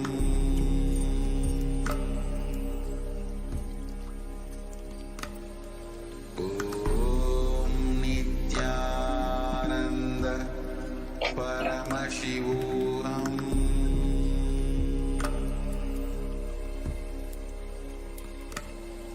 Om Nithyananda Paramashivam.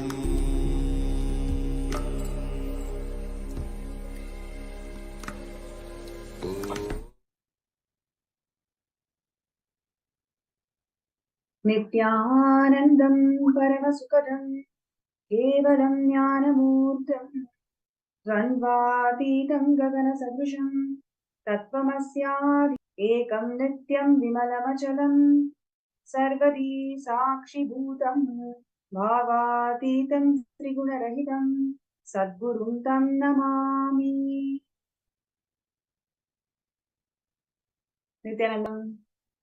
Nithyanandam, I welcome all the participants all around the world for the most blissful and most divine Bhava Samadhi Darshan of the Nijavatara, the supreme pontiff of Hinduism, Bhagavan Nithyananda Paramashivam. And today, Swamiji is going to manifest as the Somaskandhar Murthy.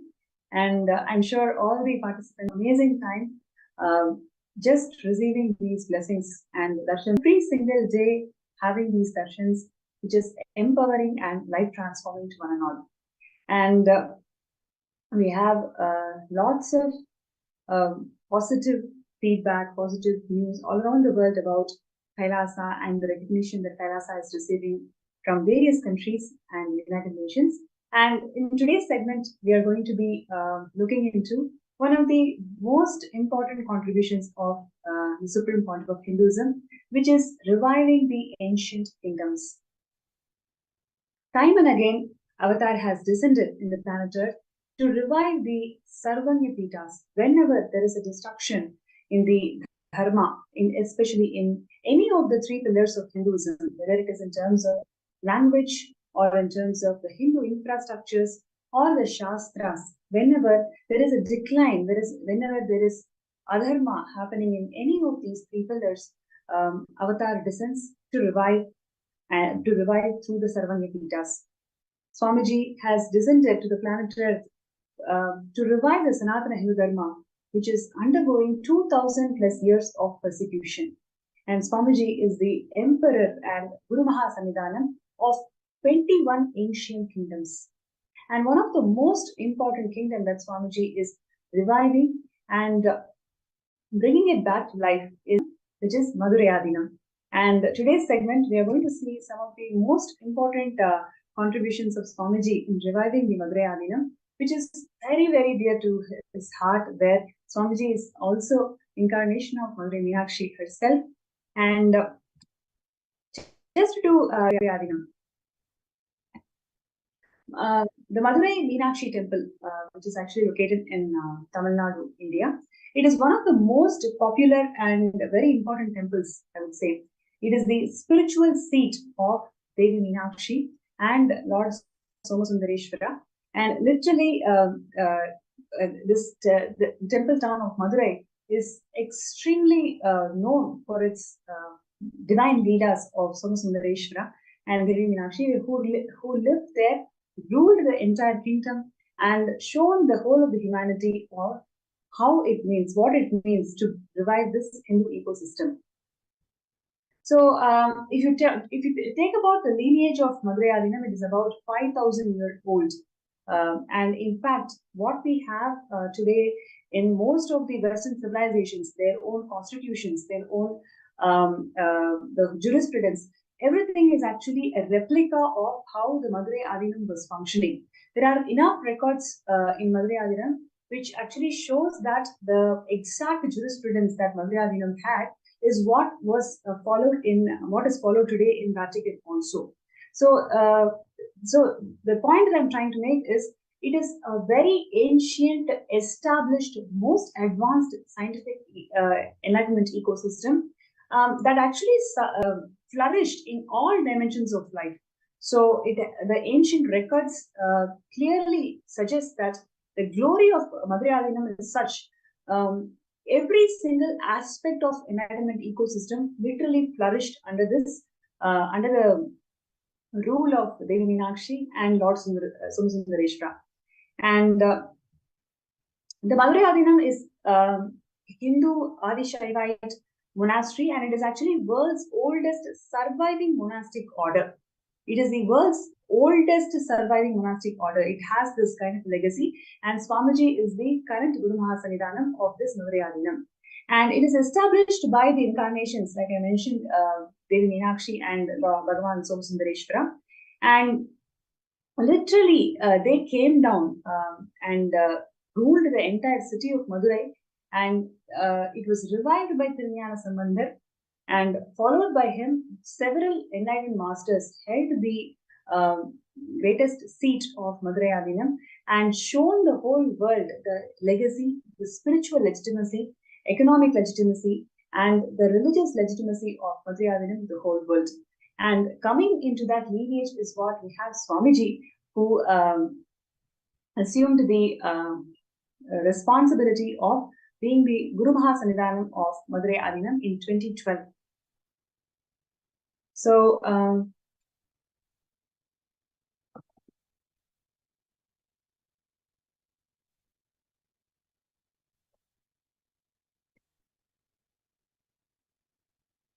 throughout this session, I would like to hear from all the viewers and participants your feedback. What are your thoughts? Just seeing the rich tradition of Madurai Adinam being revived by Nijavatara Swamiji.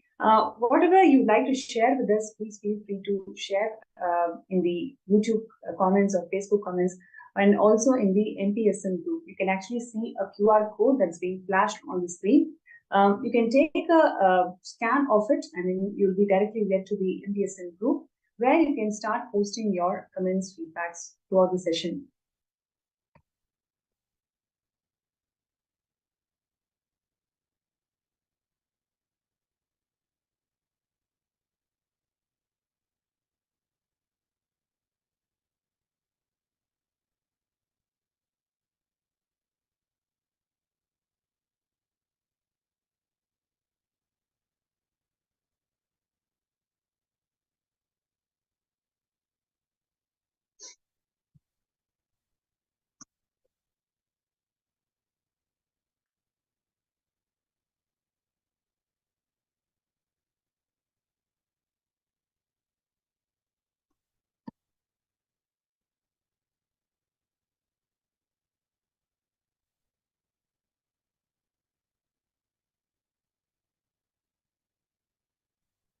And before we get into more details, also would like to share with all the viewers that the Pandyan kingdom, which is Hindu empires, and it has the longest history of continuously ruling as an empire.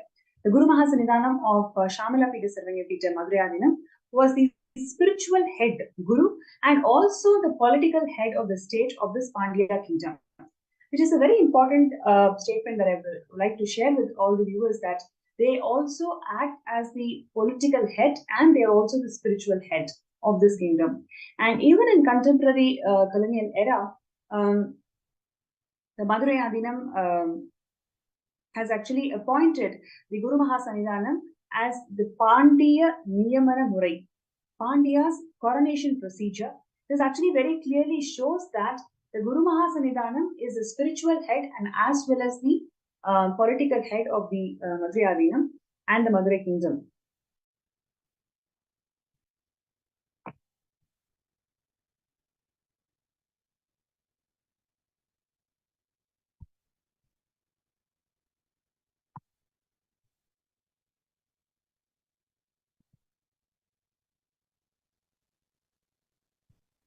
Yes, and what you are seeing here today is the beautiful and most divine coronation of Swamiji as Madurai Guru Mahasannidhanam of Madurai Adinam.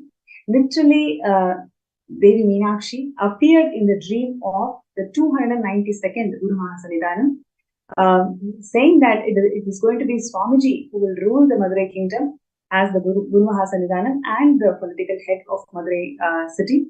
Based on the guidance and directions given by Devi Meenakshi, the 292nd Guru Mahasannidhanam came and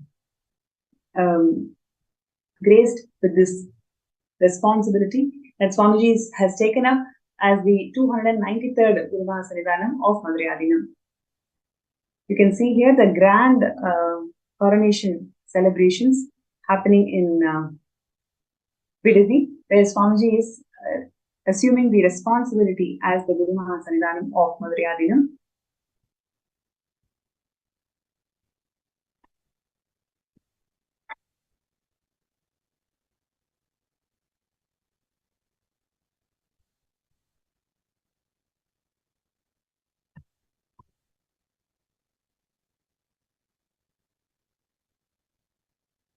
Yes, and as soon as Swamiji assumed the responsibility as the Guru Mahasannidhanam of Madurai, Swamiji started reviving all the temples under the Madurai. There are several temples that actually come under the Madurai, which needed a lot of care, a lot of reformation in terms of infrastructure, in terms of traditions, in terms of puja, in terms of the enlightened ecosystem that the temple must hold. Everything Swamiji revived from the scratch. You can see here the Sachinanda temple in Tamil Nadu, which also belongs to the Madurai. Swamiji actually led a huge revival and restoration process in all the 4 temples that belongs to Madurai. You can see here literally Swamiji himself was cleaning the temple, and he inspired hundreds of peacemakers to join the restoration process. And so much of hard work, and literally he was inspiring each and every person out there to understand the legacy that the Madurai was holding.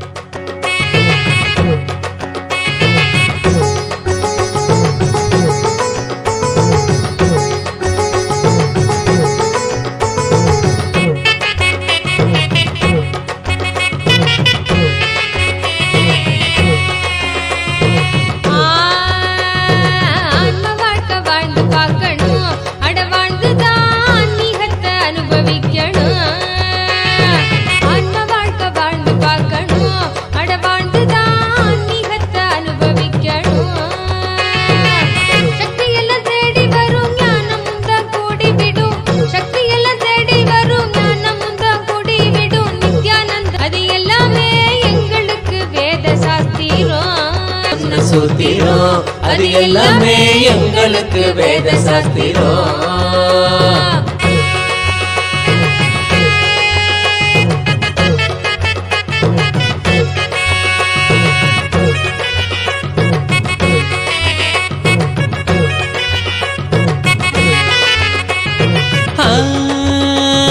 பக்தியுடன் பாடிடும் பிரார்த்தனையும் சோஸ்திரம் நீ காலடியில் கொண்டு நம்ம சேர்த்திடும். பக்தியுடன் பாடிடும் பிரார்த்தனையும் சோஸ்திரம் நித்திய நவ காலடியில் கொண்டு நம்ம சேர்த்திடும். அது சித்தம் தெளிவாக்கிடும், சித்தம் தெளிவாக அது தெய்வீகத்தை கூட்டிடும். செய்யும் அந்த தியானம் அது சித்தம் தெளிவாக்கிடும், சித்தம் தெளிவாக அது தெய்வீகத்தை கூட்டிடும். சக்தி எல்லாம் தேடி வரும் ஞானமும் தான் கூடிவிடும், சக்தி எல்லாம் தேடி வரும் ஞானமும் தான் கூடிவிடும். நித்யானந்தன் சொன்ன சூத்திரம் அது எல்லாமே எங்களுக்கு வேத சாஸ்திரம். நித்யானந்தன் சொன்ன சூத்திரம் அது எல்லாமே எங்களுக்கு வேத சாஸ்திரம்.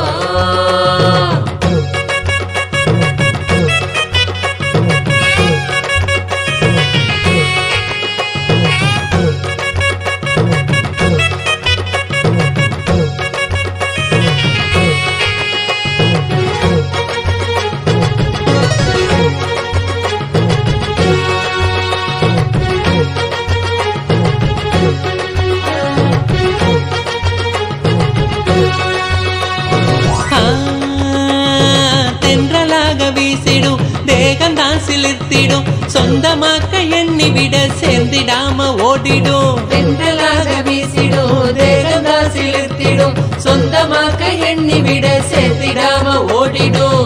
கைகளும் துறக்க அது கனிவுடனே நிறைஞ்சிடும், இதயத்துக்குள்ள இனிதாக வரும் ஆனந்தம். கைகளும் துறக்க அது கனிவுடனே நிறைஞ்சிடும், இதயத்துக்குள்ள இனிதாக வரும் ஆனந்தம். சக்தியெல்லாம் தேடி வரும், ஞானமும் தான் கூடிவிடும். சக்தியெல்லாம் தேடி வரும், ஞானமும் தான் கூடிவிடும். நித்யானந்த சொன்ன சூத்திரம் அது எல்லாமே எங்களுக்கு வேத சாஸ்திரம். நித்யானந்த சொன்ன சூத்திரம் அது எல்லாமே எங்களுக்கு வேத சாஸ்திரம்.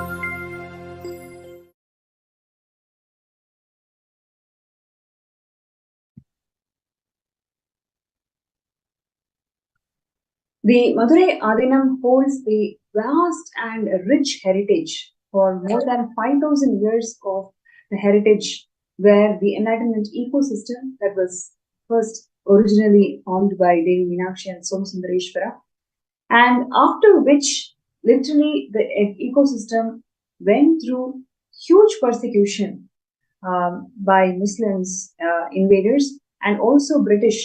And after post independence, the delegitimization started happening to this great ancient heritage. And then after which, when Swamiji assumed the responsibility as the Guru Mahasanidhanam of Madurai Adinam, literally every single aspect, every single wing of the ecosystem, Swamiji started revival. So what we are seeing here is the restoration and revival process, where he himself personally involved in the entire cleaning process. And you can see here literally how Swamiji is inspiring all the peacekeepers of Kailasa to involve in this revival and restoration process.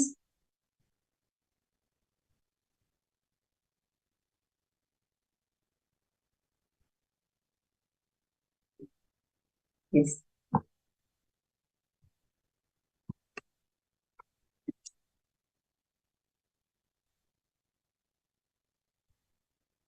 Yes. So,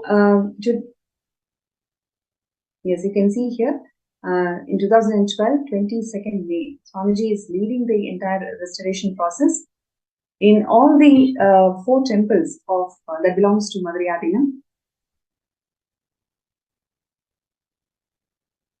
And today, if you see, without Swamiji taking over the restoration and revival of these temple infrastructures and also the traditions, literally the temples have become a common place, as they do not have a single unified face as a leader. It is Swamiji who is the single unified leader of the entire Hinduism, who is reviving all the aspects of Hinduism, whether it is temple infrastructure or the traditions. In every level, Swamiji has revived the Hindu tradition.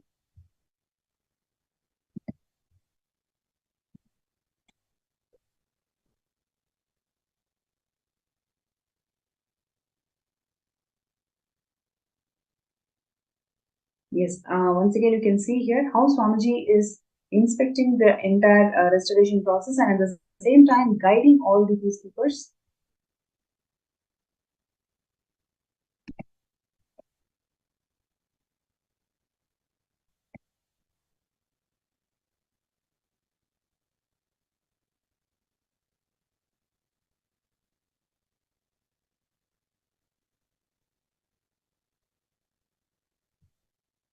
Yes, you can see here how the monks are cleaning the continued temple.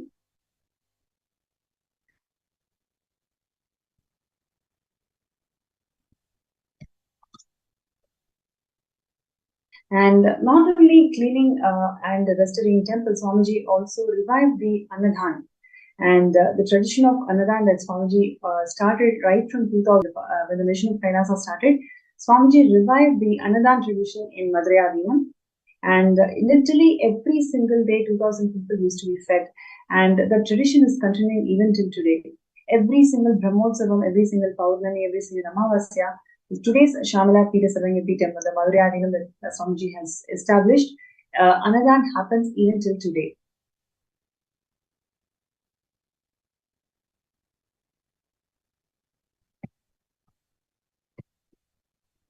And along with Annadan, Swamiji also revived the Vaidhyalaya. Free medical camps was conducted in all the different places of Madurai Adinam.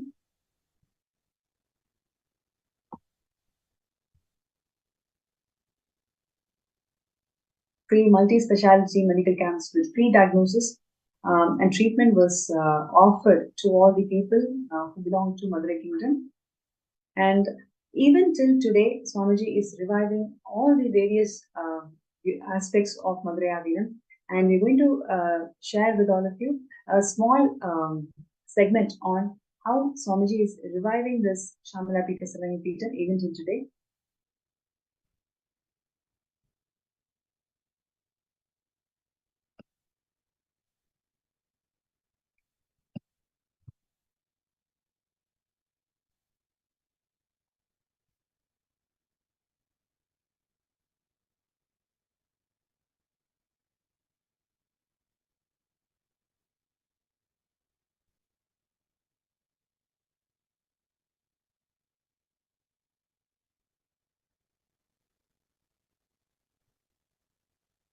Yes.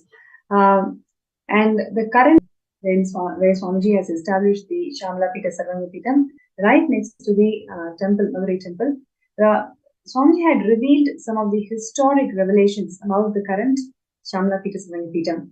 So on 29th May 2019, historic breakthrough happened when the exact land where Devi Meenakshi emerged from the sacred ritual fire as a 3-year-old. From there, she started ruling the entire kingdom of Madurai from the Putrakamishti Yajna, literally from that exact place, the Madurai Adinam, the Shamala-Pita Sarangipitam is established. The Devi Meenakshi, Parashakti, has blessed us by giving the exact land on which she used to sit on the original throne, Kailasonata Shamala-Pita Sarangipitam in Madurai. So literally where our current Shamala Pita Sarangipitam is located, that is the exact place where Devi Meenakshi emerged from the Putrakameshti Yajna, and she graced us the whole universe with her divine blessings.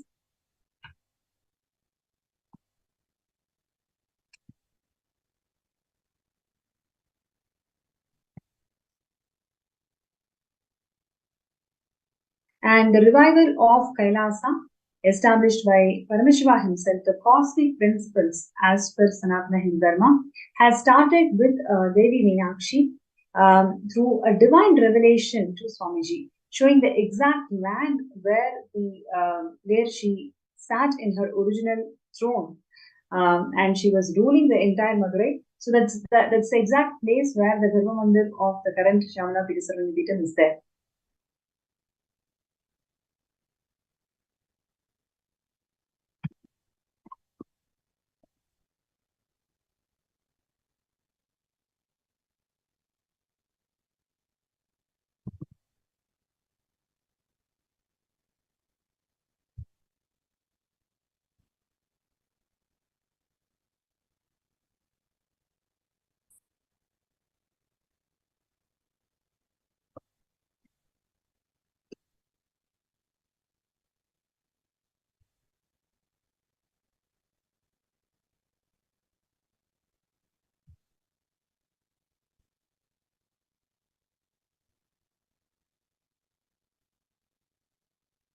Yes.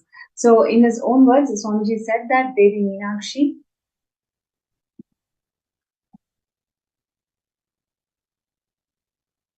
has blessed us all by giving the exact land on which she used to sit on her original throne, ruling the entire kingdom of Madurai.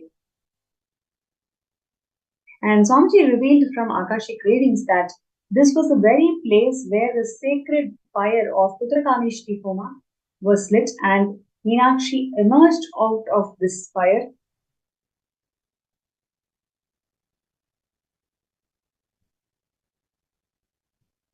And in Madurai Adinam,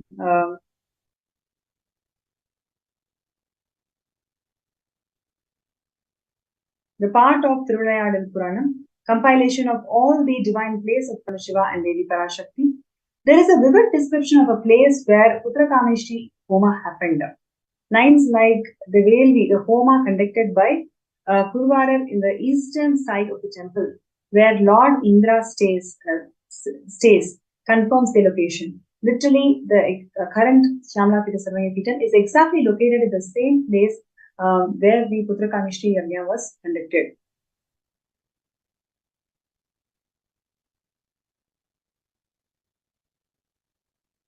The map below shows the clear marking. You can see here how it is literally eastern side of the temple. This particular place is located, and that's exactly the place that Devi Meenakshi revealed to Swamiji, and Swamiji brought this Shyamala Sarvanya Peetham to one and all, for all of us to protect and preserve this historic place.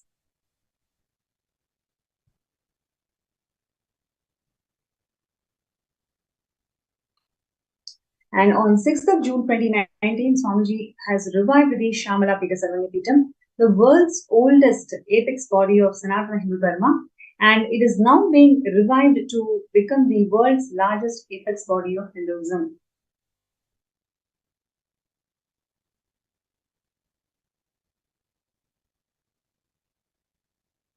Swamiji is reviving the world's largest Sanatana Hindu monastery, functioning as a powerful enlightenment ecosystem, enriching over 16,000 Kailayavasis around the world. And literally, that is the available historic records mention that over 16,000 disciples permanently lived in Tirunjana Sambandhar, the reviver, after which the Meenakshi's, after Meenakshi's rule, it is Tirunjana Sambandhar who revived the Madurai Adinam back.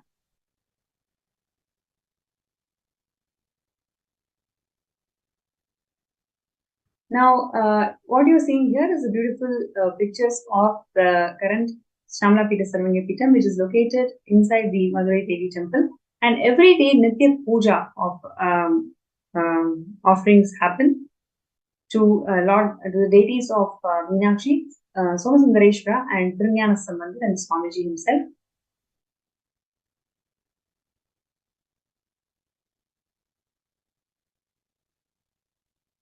Now, what you're seeing here is Kailasa.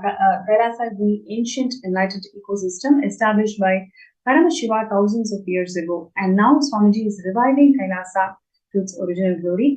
And Madurai already had 3 power centers, which is political power center, spiritual power center, and linguistic power center.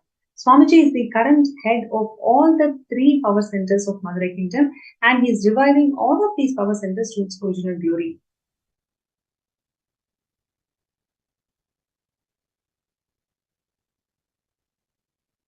Yes, this is a beautiful contribution of Swamiji, where you can literally see all the deities of Madurai Adinam. Swamiji personally micromanages the jewels, and each of these jewels are prepared and designed by Swamiji through Kailasa's Sacred Arts University. So what we are seeing here are such beautiful small and large size deities. When I say small, it starts from literally 3 to 4 centimeters, such very, very small micro detail deities, to huge 11 feet deities. To all the deities of this range, Swamiji ensures that all these deities carry beautiful jewels, and these jewels are personally made in Kailasa Sacred Arts University.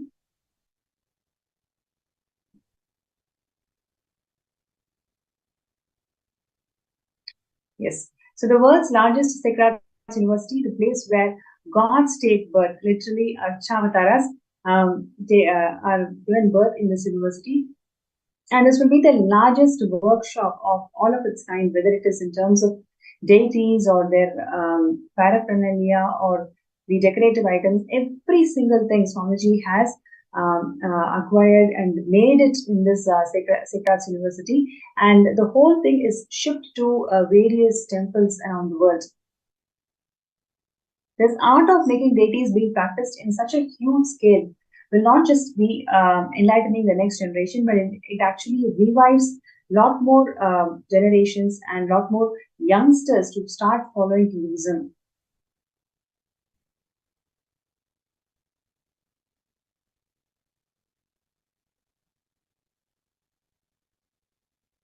Yes, you can see more beautiful deities of Shamalapita Sarangapitam, where literally all these deities are personally designed with these jewels and decorations by Swamiji.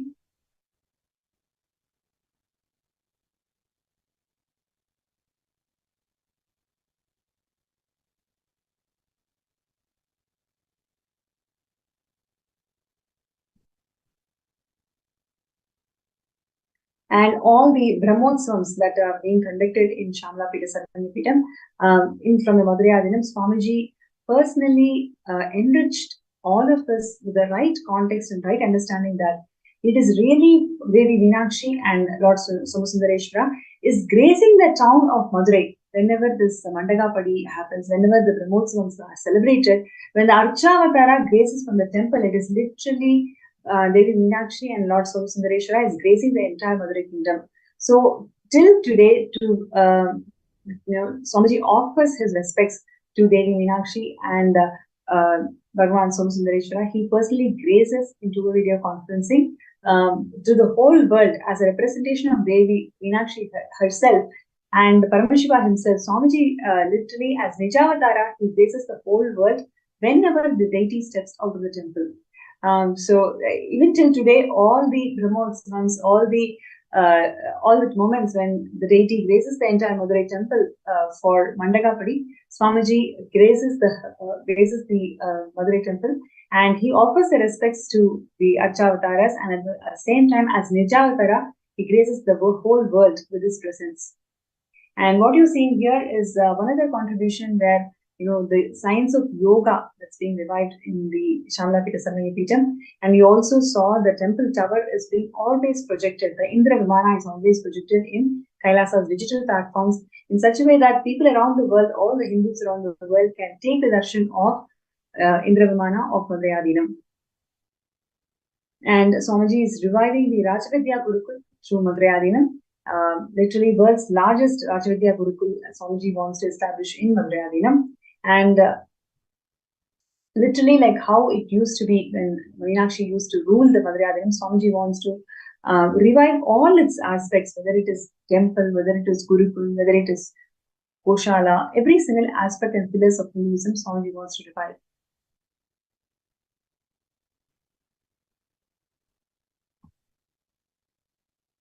Yes, you can see here how the Gurukul kids are all doing the Akashik reading. And agriculture, even the temples around, places around the Shamalapita Sarangapitam, Kailasa has got the agricultural land where Swamiji is reviving the sustainable agriculture for this Madhurayadinam.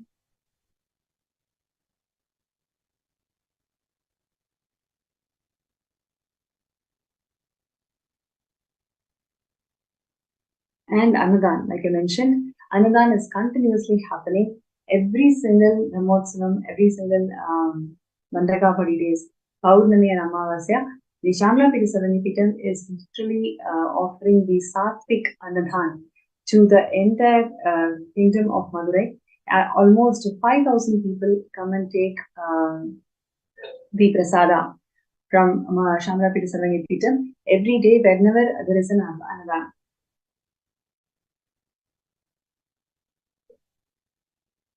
And even during the COVID-19, when the whole world closed their doors, Swamiji opened his on.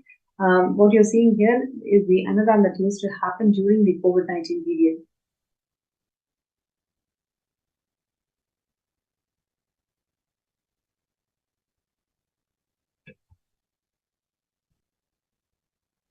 Yes, you can see here clearly during COVID-19, the peacekeepers are wearing the mask and ensuring that people, whoever visited or whoever is walks down the street to Madurai temple, always receive food.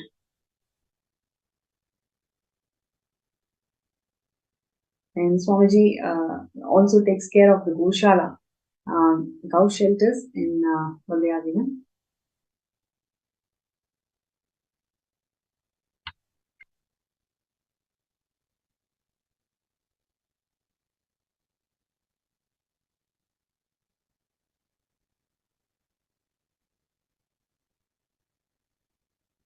Yes, you can see here the Chitrai Brahmotsavam celebrations where literally every day 5,000 people were served from Kailasa's Shamlapita Sarvanipita.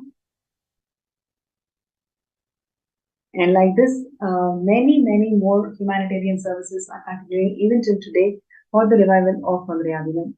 And it is such a beautiful moment for all of us just to recollect the amount of hard work that Swamiji has done to revive this ancient enlightenment ecosystem.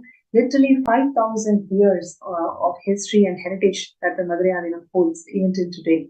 In fact, the constitution of Madurai is what is being adopted by Vatican today. So the rich tradition and the rich benefits that these ecosystems give us to the world is something phenomenal, and it is timeless treasure, which is what Swamiji is reviving in all its glory.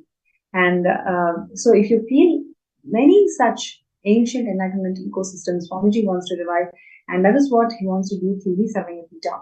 This is the most important contribution of Swamiji, where ancient enlightenment ecosystems are revived, and it has all become part of this great happening where Swamiji is reviving all these ancient enlightenment ecosystems. So being a Sarvanyapita Yajaman is one of the most important, most blessed happening in our lives, where literally we become extensions of Swamiji. So don't miss this opportunity. I request everybody to be part of this grand phenomena. And you can sign up your intention to be part of Sarvanyapita by signing up in skSJP.org/contribute. So I request all the viewers out there to take 2 minutes to sign up your intention, sign up your decision to be part of Shamlapita Sarvanyapita and revival of many such ancient enlightenment kingdoms. Your support to Sarvanyapita project actually shows your decision to become extension of Swamiji. So all you need to do is just take a few minutes to file your intention skSJP.org/contribute, and your decision to file the intention will literally help you to manifest the space and state of a Sarvanyapita Yajaman. And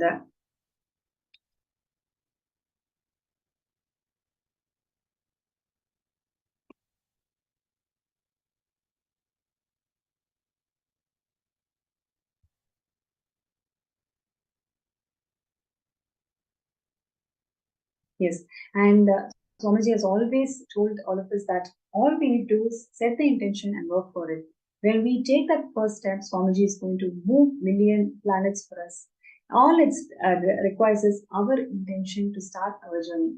So I request everybody out there to take this opportunity, take this moment to start your journey towards Sarvanyapita. With Swamiji's grace and blessings, simply you will be able to manifest it even actually before the Shivaratri itself.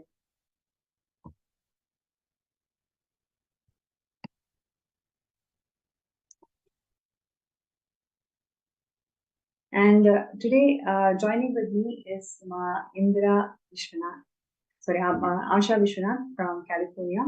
She is here with all of us to share her journey with Swamiji and how Swamiji literally transformed her life and has given so many beautiful breakthroughs in her lives. And what is really inspiring her to manifest Sarvanyapita? She's here to join us. She's joining with us today to share her journey and how she wanted to manifest the Sarvanyapita.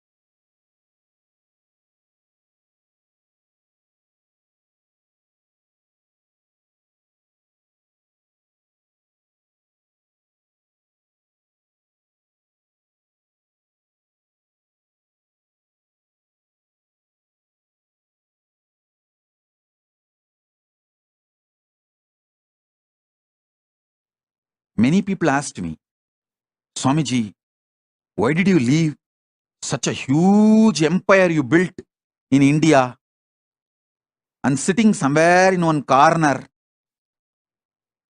for so many years? Be very clear. It's already 3 years. I left India. More than 3 years. This 3 years is worth, because I have done the foundation, legal, protected, internationally protected place first. Not only I have the immunity of non-prosecutable and immunity and protection as the head of the state, sovereign land, which can't be violated, and the embassy status in multiple places, even sovereign land in more than one places. This 3 years is worth, because the first things are done first, right things are done first. We have a great future. We don't have to worry. Will there be any end like what happened, what has been done to Asaram Babu's organization? What has been done to Sant Rampal's ecosystem? What has been done to Ram Rahim's ecosystem? What has been done to this Palgar Sadhus, and what has been done to Kanchimat? You don't need to worry, because I have done the right things first.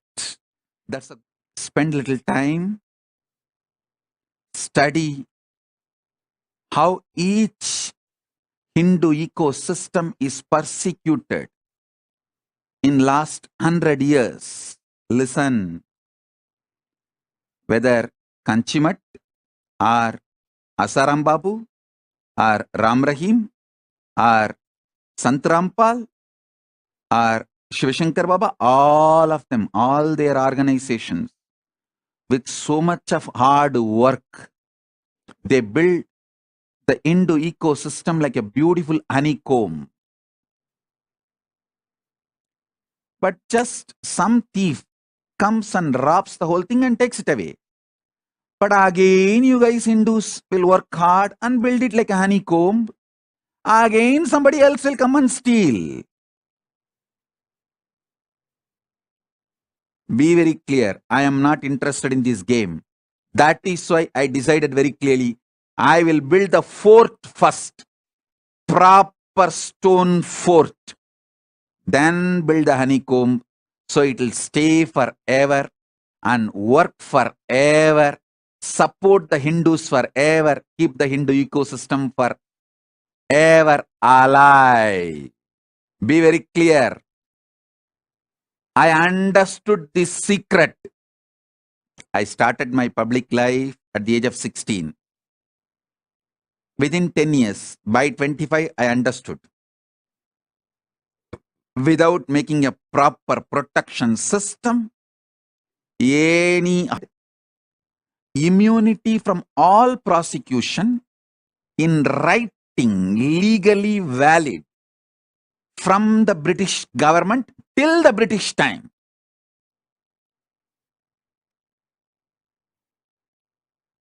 Just 2 generations. Now, those gurus are getting prosecuted. Lawfare is being done. False accusations are put. They are prosecuted left, right, center. Of course, Kanchi Shankaracharya proved he is innocent and came out. But what happened to that mutt? What happened to himself? Was he able to stand back? The criminally negligent Hindus did not have gratitude for all the work he has done. The criminally negligent Hindus are not realizing the anti-Hindus are attacking the real Hindus because he stood for the Hindus and stick his neck out, his head was cut. That's all. So that is like a message. No one else should stick their neck out for Hinduism. I tell you, I realized this truth. If I don't build the proper legitimate fort, legal protection, even if I work for 100 years and build the Hindu ecosystem, I don't want to say what would have happened.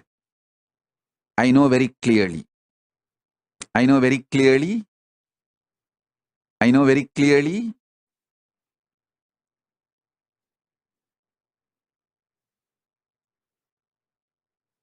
I wanted to tell all my disciples, listen. The good news I have for all of you is, by the grace of Paramashiva, we already have a sovereign territory in more than one place for Kailasa and diplomatic relationship with many countries for Kailasa, and I am safe. We are going to be safe forever. That is the good news I have for all my disciples. So all your effort, you are all putting time, treasure, talent and building this Kailasa will be useful forever. It cannot be hijacked, destroyed by anyone, because I made a proper foundation, protection, fortress. Then started building the honeycomb. I did the first things first. Be very clear. Be very clear. First things first.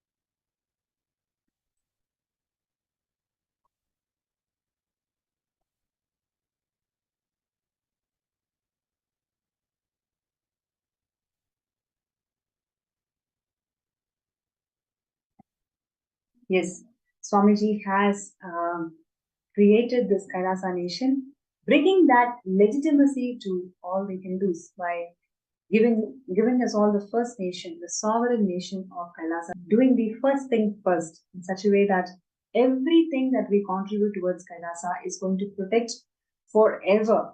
And your contribution to Kailasa through Sarvingapita is not just going to be there for few hundred years, but rather few thousands of years. It's going to be there, serving the whole of the humanity.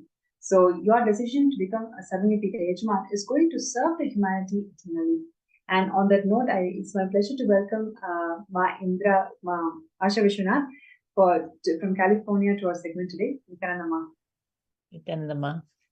Thank you so much for joining the segment today. And I'm sure all of us are really excited and looking forward to hear from you, your journey, your moments with Avatar. You've attended so many programs, so many beautiful blessings and darshans from Swamiji. Would like to hear from you what really inspired you in this journey and how Swamiji made your life magical. Nithyananda, thank you. Can you hear me? Okay. Yes, we can hear you. Please go ahead. So my journey with Swamiji started in 2007 when my friend Chitra invited me to come to watch him at Dianza College, locally here. And so I went to the college. It was just in a classroom, and we were sitting there, and I saw someone walking down, and he looked just like Swami Vivekananda, walking so magnificently, down the steps and sitting at the chair in the front. And literally the first sentence he said was, "I am here to revive the Vedic tradition." Those are the Wow. exact words he used. And I don't know what it is, but something rang in me with it. It's a soul to soul connection, is all I can say, that made a powerful connection right at that time. But it took me a while, like everything else. I'm in the logical mind, to connect to someone, etc. Right? But the journey started then. I attended all local programs here to do the basic courses, and then after that, attended a lot of programs in LA. We used to go in carpools and vans. It was a great experience. We used to drive on Friday nights, go on the weekend, drive back on Sunday night, back to work on Monday. And Wow. nothing could happen like that without his energy. Wow. And So this was which year, ma'am? Back in 2000? This was in 2007, 2008. Okay. And also 2009. Yeah, end of 2009, before he left from the US. And so it was an excellent experience to go deeper and deeper in connection. And the whole idea is like, we don't even know why, but things fall in place. Wow. We don't question. We just have to have that icha, that intention, and it just happened. Time off from work happened, weekend, somebody was there to take care of my children, and I just went and didn't worry about how am I going to do this overnight trip and stay awake over there. We all went to a certain hotel over there. That experience during those years was just amazing.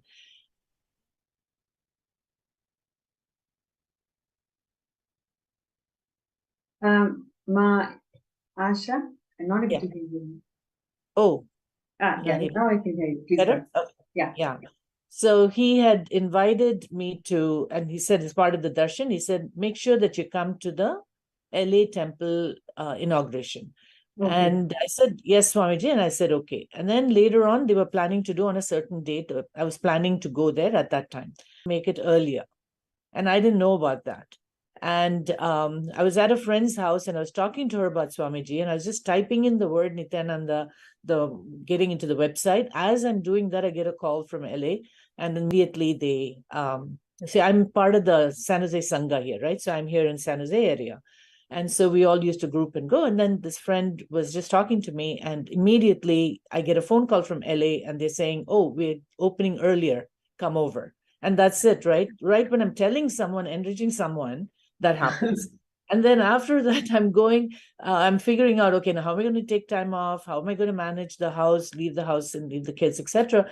And then everything fell in place again. And I landed up at the opening just as he blessed, right? Wow. And so these are the kind of things that I think he pulls us like a magnet towards him without us even knowing what it is. And the way he talks to you in Energy Darshan, it's like, so compassionate.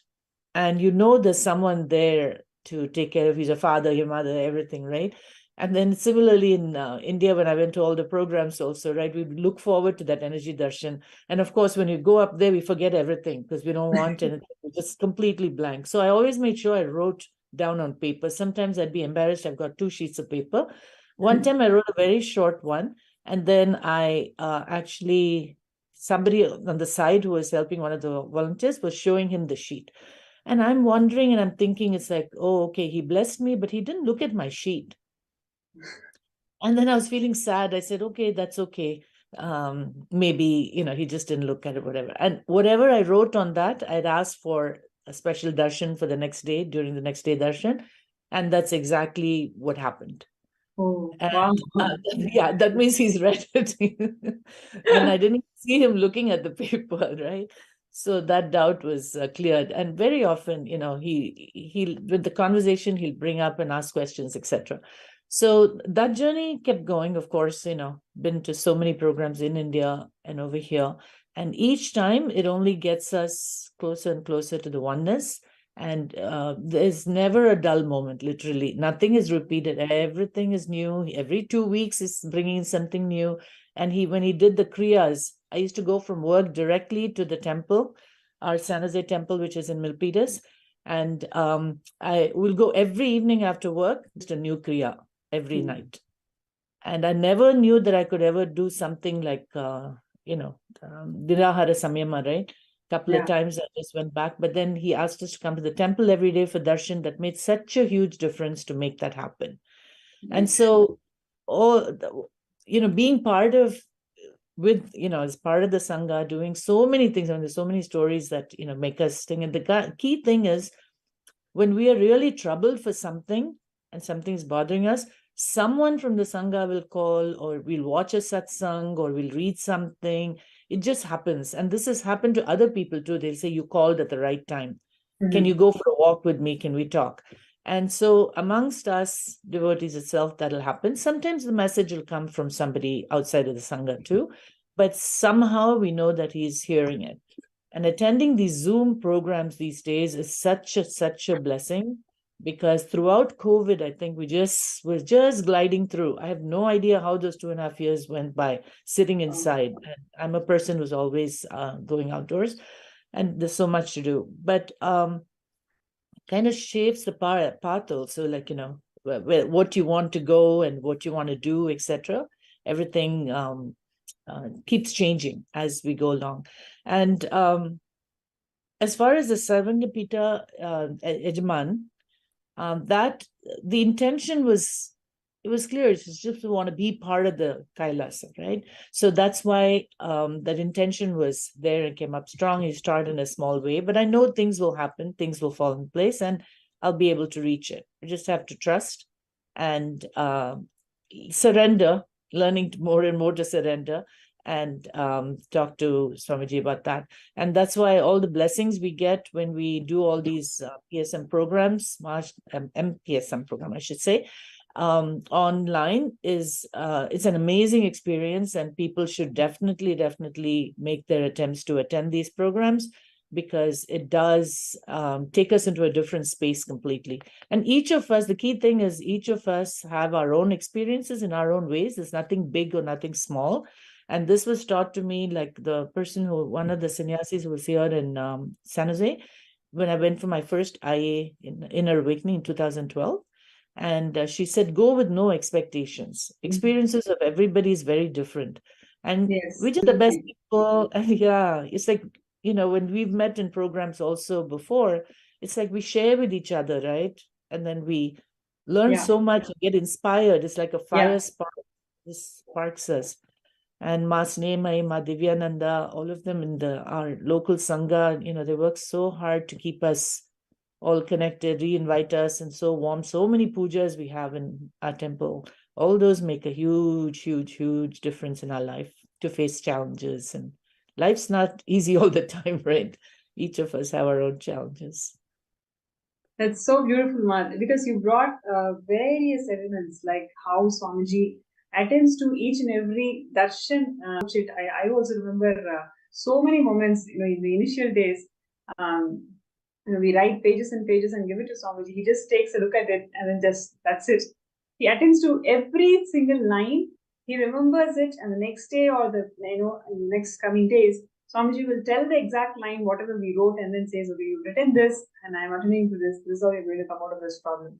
So always it feels like, how is Swamiji able to do it? And every single time we used to have at least 500 to 800 people sitting there, and each and every person giving that one piece of darshan letter. And Swamiji remembers it and ensures that it is getting attended, and the reality is caused. He follows up, he makes sure that we're all feeling comfortable and empowered, most importantly. So, that's very important, beautiful thing that you brought out. And I have one thing that came to my mind when you said that. There's a beautiful large photo in that main hall in Bidadi of Swamiji. And now you talked about Meenakshi just before this, so it was interesting. So there was a parrot that stayed with him for a while, right? And it came from Madurai. And during our IA, the parrot was there, Meenakshi was there, and she'll sit on his shoulder and keep pecking around and all that stuff, right? So on the wall, there was a beautiful photo of Swamiji with the parrot, Meenakshi, on his shoulder. And so as part of the darshan, I said, Swamiji, I want a copy of that photo. And it's a simple request, but something that came from deep down, right? And then, so he said, no problem. And immediately he looked at someone and said, get that ready by tomorrow. Okay, and then get her that ready. I said, okay. And then I went off. Next day, they brought the photo and I took it. And I was like, oh, thank you so much. And they gave it and he was going to bless it. He took one look at it. And I thought everything was fine, right? He took one look at it. He told the person there, right? He says, no, this is not the exact same one. And there was a minor difference, very minor difference. None of us could even figure it. He says, no, go back to your Oh database and God. find the exact same Actually, one. He said. And I didn't want to let go of that photo, so I want to hold on to it, right? He said, nope. Next day, they brought back. It's like actually, precision. you also remind me of one more thing, man. Like in NPD, Nithyananda, we have about, already we have about more than 200,000 pictures are uploaded there. Swamiji remembers every single of that photo, every single photo that's there in Nithyananda, and he will remind us, okay, go and take this picture. I will be with this person, and this is the angle. Every time Swamiji gives that instruction and guidance, it really leaves me with, oh God, how is it Swamiji able to do it every single time? And throughout all the 30 years of his public life, it makes me feel that every moment Swamiji was living through it, intensely pouring life, conscious and hardworking. That is why he's able to do it so effortlessly, even till today, really inspiring all of us. Otherwise, 200,000 photos are there, and many of it, what got released is only 10% of what Swamiji lived through the 30 years. And Swamiji always shares about this picture with this person, and this is the photo, this is the angle. Like exactly how you said, there's a minute differences. Always we come back and say, okay, this is the photo, Swamiji. Swamiji says, no, this is not the photo. Tell me one more version of it. So it's like, it's something so phenomenal how Swamiji shares all these beautiful things. It is so beautiful how you are able to catch all these subtle things, but actually that left a deep experience in all of us, right? So it's so beautiful, Ma, what you brought it up today. Thank you, Ma. Because for me, I have to tell you frankly that most of the things, the connection is more soul to soul, and very little things like that. Yes. And how it reinforces to make sure. And I've always stayed connected through ups and downs. Whatever happens doesn't matter. What others say doesn't matter. And but that is so true to that he keeps us that way, right? He keeps us in that space and helps us in the process. And all we need is trust, right? And one of the energy darshans, that's exactly what I asked him. I said, Swamiji, help me to always stay connected with you. So he said, it's easy for him to be connected to us. He said, yes, I bless you that you'll always be connected with me. Wow. He has also blessed me with enlightenment recently during those programs. And he says, don't worry. And I told him, I want you and my Shirdi Baba to be together when I leave this body and have my enlightenment. He said, yes, I will be there. It's such a blessing, right? Beautiful, beautiful. So, you've been there with Swamiji, more than a decade, and you've seen Swamiji how he cares for each and every being. Millions of people have received these darshans and healing requests and everything. How do you see this contribution of Kailasa as a sovereign nation to whole of Hindus? We just saw the video with Swamiji explaining the importance of why we actually need a Hindu nation. How do you see that this huge, breakthrough that Swamiji has given for Kailasa as the nation, as a sovereign nation for all the Hindus? How is a huge breakthrough for Hindus? So I always tell people that when I introduce Swamiji to them also, I always tell them, I've read about a lot of gurus, I've been to a lot of them, and my Sadguru is always like, Shri Baba, but there is a reason why I came to Swamiji. And I said, what I see in him is like everything put together, like everybody put together, all the different things. I cannot imagine anybody in history who can even achieve so much in all ways. It's not just only in the process of, it's not just some satsangs here and there, or, it's like the overall thing of what he's achieved, how he's used technology, how he progresses, and despite all the whichever direction that people come and try to stop him, he has found amazing ways and unbelievable. Some of these are just unfathomable and unbelievable. And then how many people do we know in history who can transfer energy to other people and give so many powers? When we watch the Gurukul kids, it's like, how can people not even believe that this is so amazing, right? I don't know what words to use, but it's like any doubts, they should be able to just watch the people manifesting all these powers, and I'm just amazed. And like I said before, I may not personally levitate or have all those other physical, effects, but that soul to soul connection of little things that click and give me that bliss here and there, and me feeling how great he is, those are the ways. And that's why I'm saying this is so much in our tradition. Now I'm able to talk to people and say, hey, this was in our tradition, and we've learned so much about our temples, about our history. Exactly what he said about reviving the Vedic tradition is his mission, right? And nothing can stop this mission. He may take gaps of whenever people come and hurdle, but this venture, what he's doing is exactly the way to preserve. Like he said, the honeycomb, right? The honeycomb can be put for build a fortress. That's exactly what he's working on. And that's, I think, the motivation for it to wait, to kind of, he'll manifest it for us. He'll make it happen. And we just have to follow him. We're just little, channels and little puppets there. It's like, but it will happen. And so it's just again unheard of, and we've learned so much. Like I went to Bali, right, for the program one time, and it's like we see so many Indian traditions out there. It's like which we didn't, which would not have happened if someone those days also didn't work on it. So this will be a real transformation for the preservation of Hinduism. Beautiful. That's so, once again, you actually brought out a very important dimension of why we need Kailasa. And you also want to share, what really inspires you to work on this manifestation of Samadhi Yajman. Why do you feel that everybody should take this opportunity and start working on manifesting Samadhi Yajman? So I think it's a great opportunity, first of all, to experience Swamiji's power and Swamiji's blessings. And so taking that first step of even having the intention, there's nothing wrong in having an intention, such a great intention, right? And give it a try.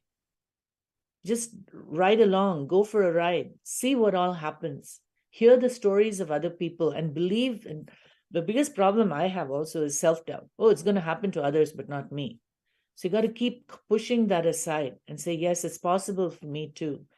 These kind of things will happen.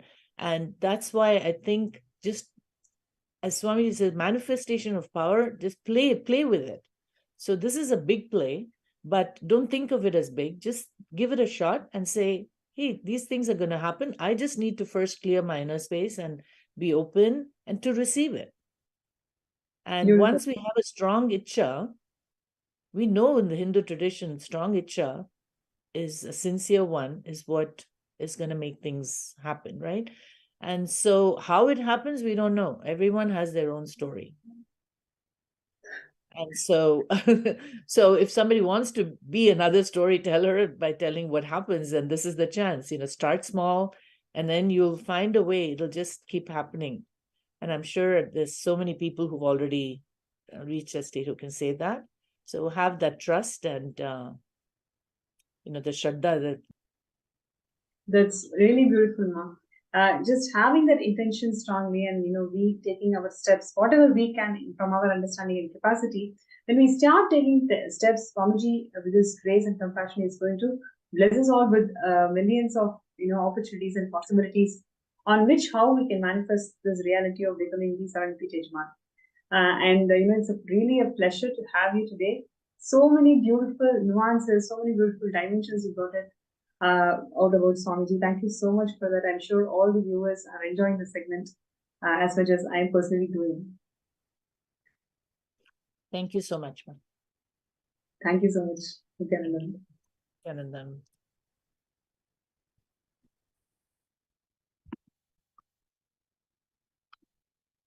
So it was Ma Asha Vishwanath from California who shared her journey with Swamiji and how Swamiji attends to all the requests and blessings from millions of devotees out there, and how Swamiji has established his work Kailasa. So requesting all the participants and viewers today let's take this moment, really let's take this moment to become the Sarvayapita Yajman. You can start your journey with whatever you have. Let's start your journey somewhere. And with Swamiji's grace and blessings by Shivaratri, all of us will be able to manifest Sarvayapita Yajman. So let's take this moment to sign up the intention, and with Swamiji's grace and blessings, it's going to simply manifest.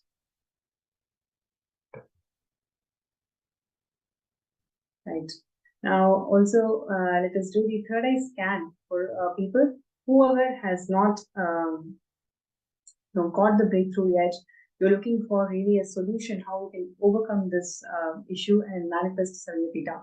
So, whatever you may have the questions, please put a gist of who you are and also post what you wanted to share. Right. So,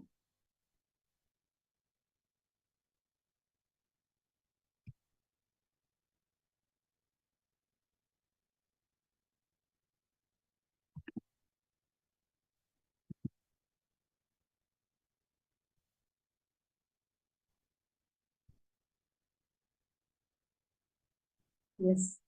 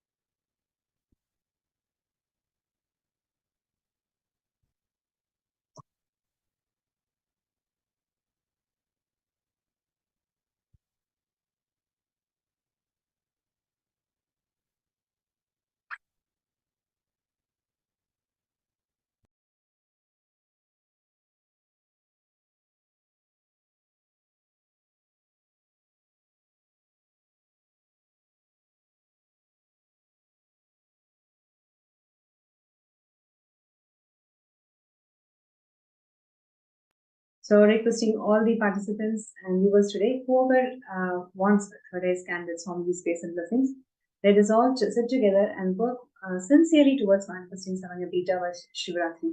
So all the people whoever is working towards that or want to work towards that, you can post your name in the chat and the YouTube video, and also in the MPSN group.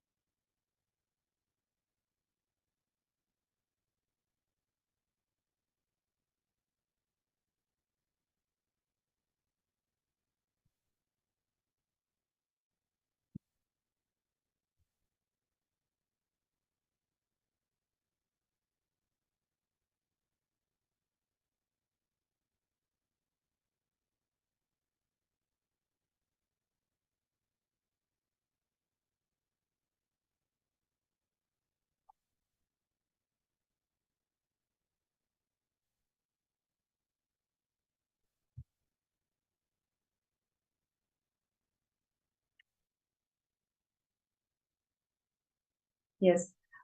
Requesting all the viewers and participants, whoever would like to have a third eye scan for all the obstacles that you're facing in manifesting SJP, you can post that in the YouTube chat, Facebook chat, and also in the MPSN group. Right, and we have here Ma Hiranmai who's requesting for third eye scan. So I request Ma Hiranmai to please sit straight, close your eyes, and let's chant the Mahabharata.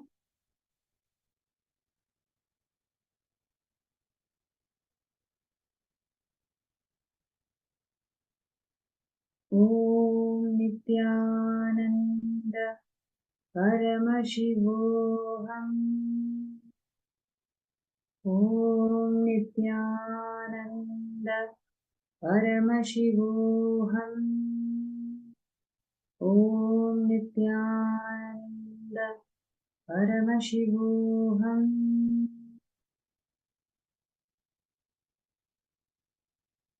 Yes. So, Mahiranmai, one thing that Swamiji showed me was, it is time that you realize that you need to take responsibility for the decisions and choices that you're making in life. Whatever choices you have made, don't analyze, right? Just take responsibility for the choice. You will see, when you take responsibility for the choice, Swamiji will start manifesting in your microcosmic body. Literally, that manifestation will start happening inside you the moment you take responsibility for it. Take responsibility for this manifestation. You will see how Swamiji will beautifully make it happen for you and everyone else. Right. So with this, we are coming to the end of this segment. I'm sure all of you really enjoyed learning about Madhurayadinam and how Swamiji is reviving all of that, and the beautiful nuances that Ma Asha Vishwanath brought it out to the segment today, how Swamiji literally attends to every single person's request. And this is a beautiful opportunity for one and all, where all of us can become part of Swamiji's extensions. This is the time when the Garbha Gala, when the Kailasa is getting formed, and every single contribution of yours during this time is so valuable and so precious, not only for you, but actually as a being, as a family, you'll be able to experience such huge transformation and breakthrough the moment you say yes to this. So I request everybody not to miss this opportunity. Sign up for sksjp.org/contribute. Right. And with this note,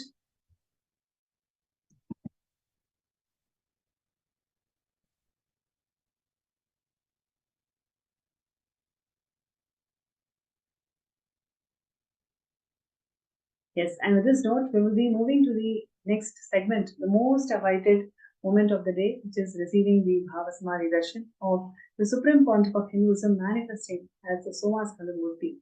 So requesting everybody to please sit straight, and you can turn on your video camera. Please be on the video camera during darshans at least. It is so important for us to get the Nayana Diksha of Swamiji. So therefore,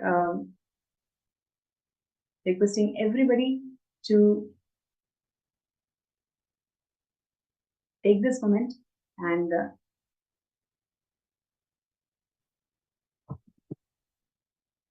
get ready for this beautiful darshan of Swamiji, who's going to manifest as one of the 64 manifestations of Paramashivam, Somaskandhar Murthy.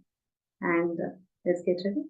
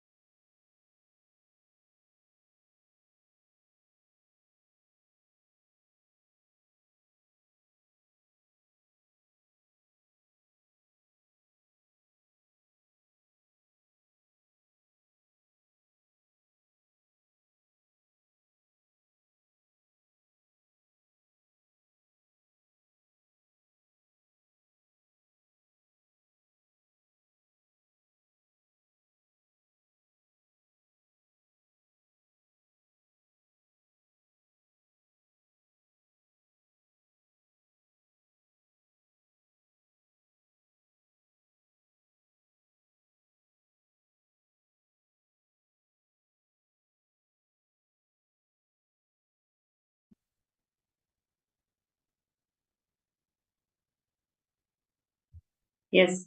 So as we are getting ready for the most awaited segment of the day, the darshan of the Supreme Pontiff of Hinduism, Bhagavan Nithyananda Paramashivam manifesting as Somaskandhar, I request all the participants to take this moment to share your gratitude message to Swamiji. How grateful you're feeling just being in part of the sessions, listening to all the powerful cognition that Swamiji has been sharing and doing the power manifestation. Just take 2 minutes to share your powerful cognitions from all the sessions today in the Facebook group.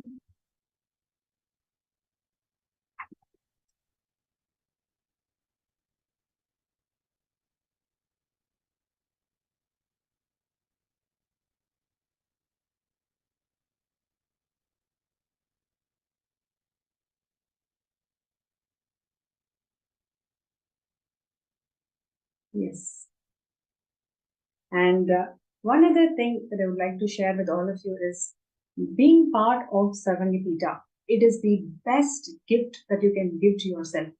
The reason being, it just gives you a quantum leap, quantum jump from where you are to where you want to be. All of us want to be Paramashiva, and just for us to experience that quantum leap, quantum faith, quantum jump, all we need to do is sign up for the Sarvanyapita Yajaman and take the step. Your first step literally defines the quantum jump that you want to take in life. If you feel that, yes, quantum leap is what I want, I don't want this linear progression, then all you need to do is just start working for manifesting SJP. Literally, this one thing, if you start doing it sincerely, you will see how all the other things around it will simply fall in place.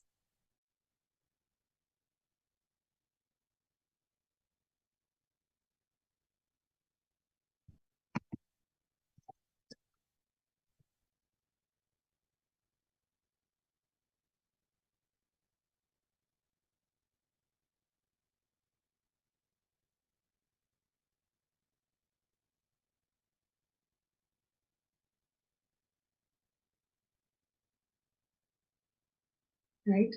So all we need to do is just sign up in the link that's been shown, sksjp.org/contribute.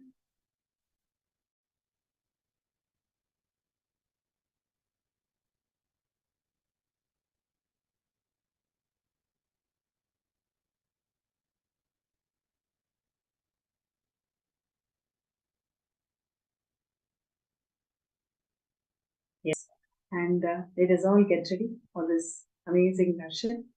Manifest as one of the 64 manifestations of Paramashiva.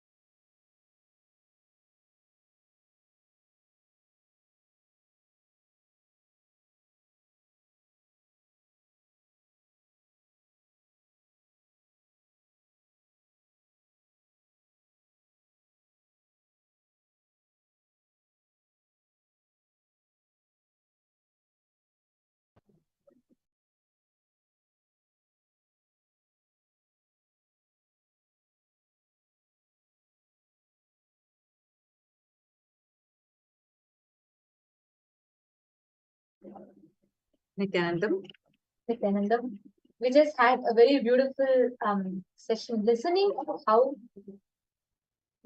each sampradaya, each tradition as the Supreme Pontiff of Hinduism, Swamiji single-handedly is reviving, pulling the whole chariot together to revive the glory of Hinduism to how it was.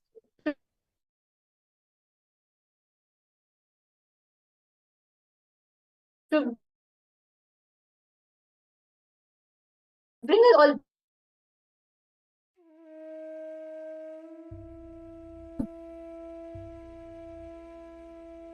back, and now it is time for all of us to very happy and out. Paramashiva.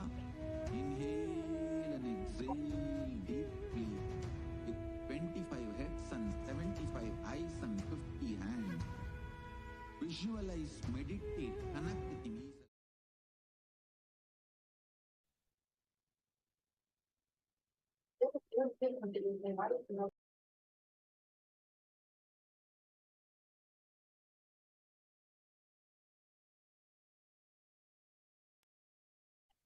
Somaskandhar, this form of Paramashiva that all of us are going to be having the darshan of today, this form of Paramashiva is a form in which he takes Skanda, Subramanya, who slays the Asura, the Surapadma Asura, who is like wreaking a havoc amongst the Devas. And Subramanya is born from Paramashiva's own third eye, and he slays the Asura, he slays Surapadma. And this form of Paramashiva, as we all can see, Paramashiva Shakti and Subramanya is seated and gracing all of us.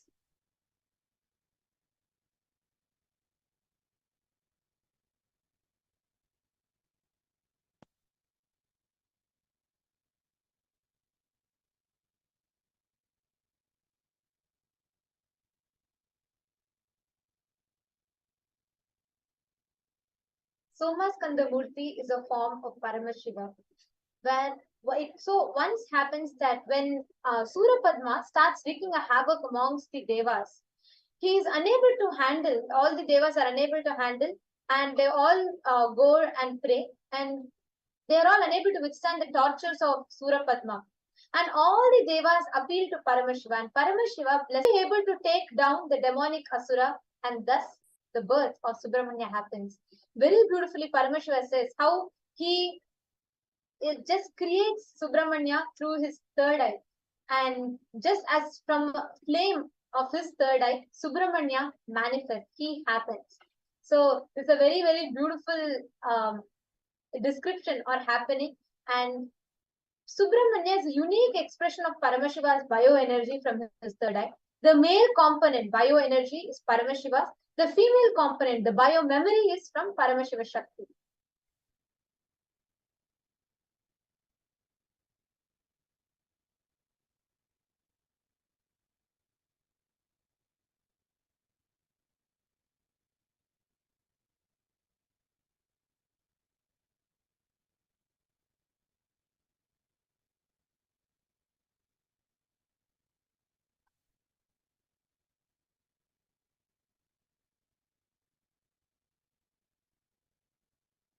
So today we are having darshan of this very form of Paramashiva.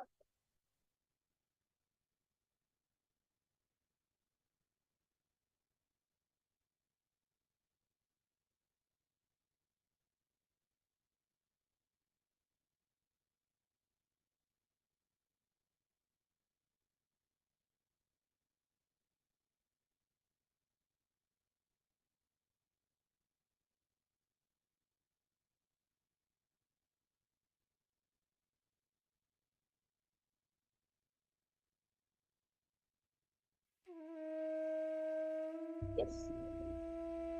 Now, all of us are going to be preparing to receive darshan of this very form of Paramashiva, as he blesses all of us as Somaskandhar. And all the participants that are there with us, let's all get ready to receive darshan of Paramashiva. As Somaskandhar today, all of us are blessed to be receiving this darshan directly from Swamiji. And during the darshan, what is going to be happening inside of us is something phenomenal. Like all of us invariably experience the awakening of Kundalini Shakti. That is the awakening of Kundalini Shakti. When that happens inside of us, it helps in various fronts, be it effects like anti-aging or your entire brain getting awakened inside you. It helps you in every aspect.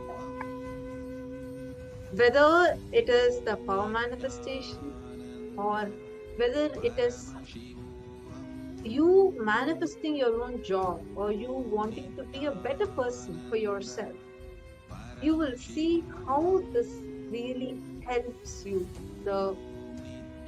Just you need to be sitting in a darshan, that's all. Apart from that, there's nothing much for you to do. but you will see what transformation it brings forth inside of you just by sitting in the presence of Him. That's the power of the presence of Swamiji. And when these deities are landing physically for us to experience them, the kind of vibration, the kind of space that they create, and how that space impacts our space, something that's extremely rare and phenomenal. Like, you will have an explosion of positivity that's happening inside of you. Suddenly, you will see so much of transformation, which even without your effort is seamlessly happening inside of you. So, today we are going to be experiencing one such phenomenal darshan, the darshan of Bhagavan Somaskandhar. And during this, you will see all the auspicious qualities, components, powers of Somaskandhar will start manifesting inside of each one of us.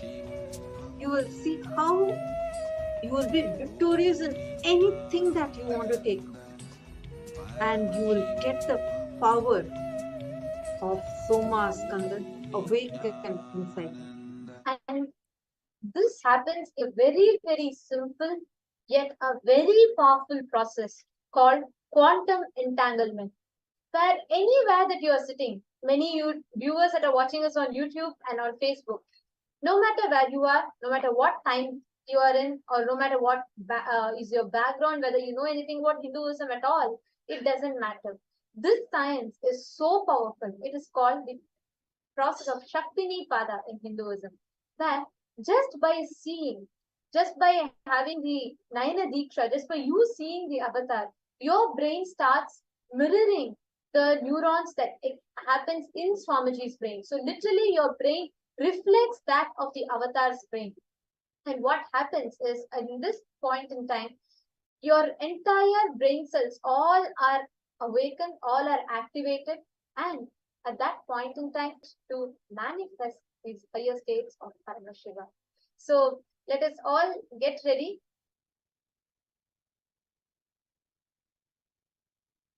to receive this darshan. Every one of you that are sitting with us, get ready to sit back and enjoy this very, very beautiful darshan we are going to be receiving. Any obstacles you have anywhere in life that you want to achieve victory, anywhere you want to achieve any successful anything success in life, you can pray to this form of Paramashivam.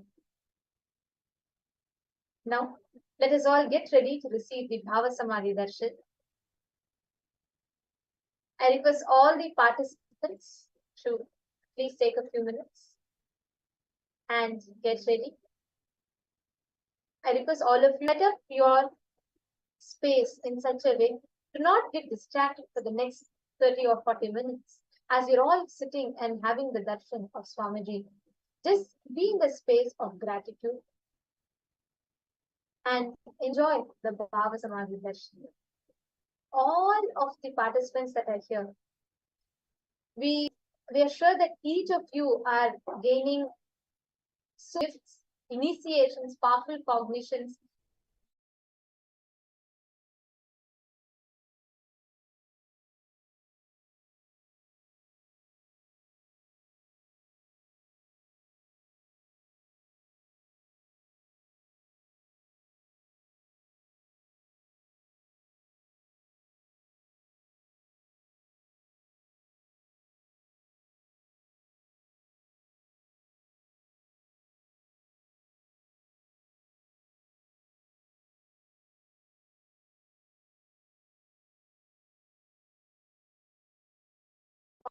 Get ready for the Bhava Samadhi Darshan with the Dhyana Shloka.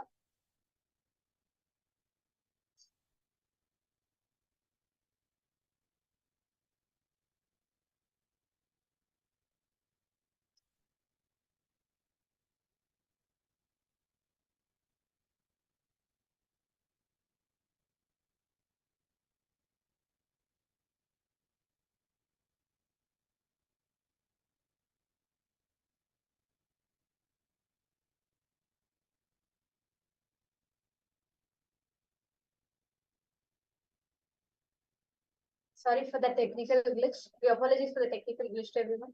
And yeah, now let us all get ready. I see that many of you have not yet been settled in front of the camera. I request all of you to please come and be seated. Yes, and we request everyone, see, understand what we are going to be experiencing is quantum enlightenment through entanglement. Understand that.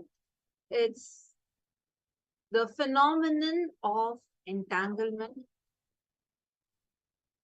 which is even described as per the quantum physics, has been known for a millennia in our Sanatana Hindu Dharma, which Swamiji has survived. And today, all of us are going to be experiencing this phenomenon inside each one of us.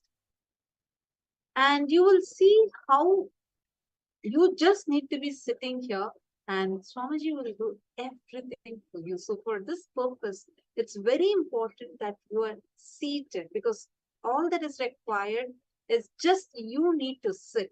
Everything else Swamiji will do for you.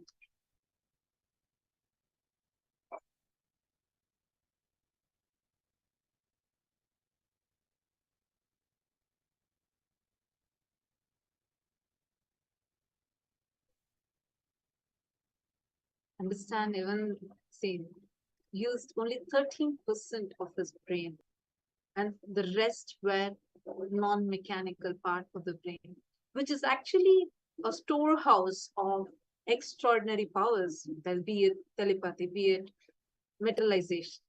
So awakening of Kundalini directly awakens these non-mechanical parts of the brain and makes you more productive, more conscious, and extremely intuitive. This Kundalini Shakti can be awakened through few ways. First, understanding the right principles and doing the right pranayama or kriya, and initiation. It's only the initiation from the master which is the most safest route, because in this initiation, it's just an energy transfer that just happens merely by the will of the master. And that's what Swamiji is opening to all of us. Swamiji is going to be initiating all of us. And you just need to be in the pure space of gratitude. And in this is a very, very powerful process in Hinduism, which has the potential to transform each of our connection with Paramashiva, divine, or the highest consciousness, as we call it.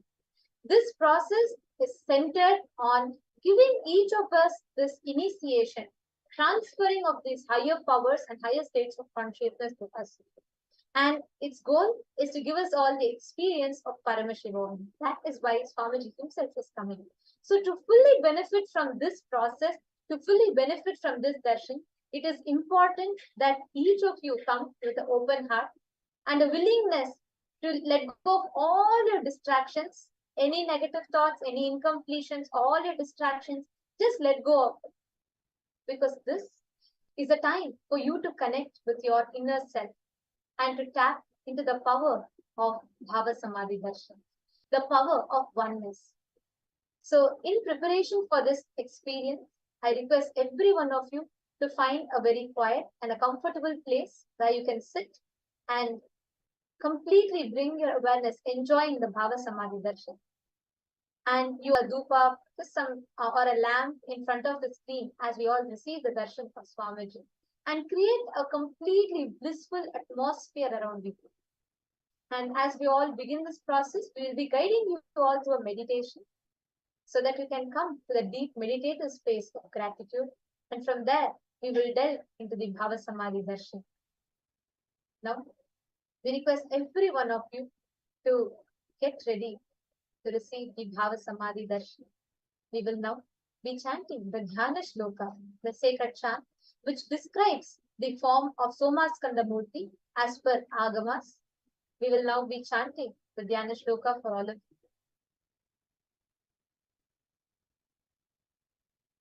This form of Paramashiva, the Somaskandhar Murthy, is described as follows in the Agamas. The verse that we all will be chanting is going to be directly from the Somashambhu Paddhati.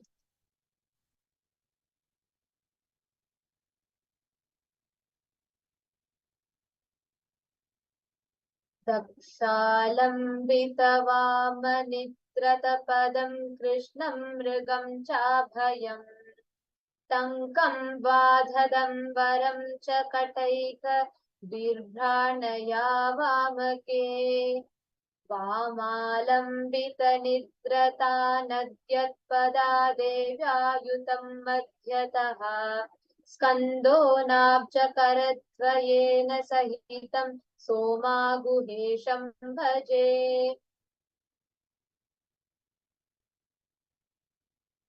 In this same space, let us all get ready to receive the Bhava.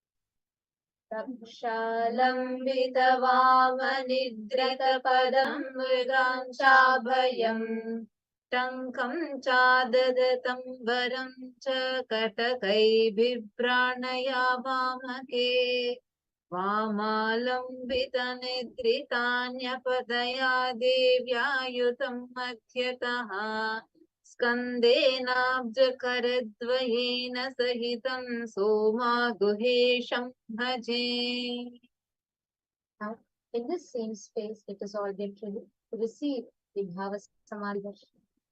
Om Nithyananda Paramashivam.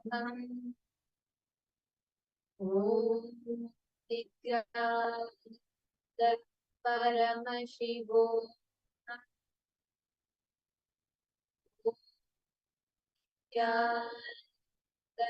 Paramashivam.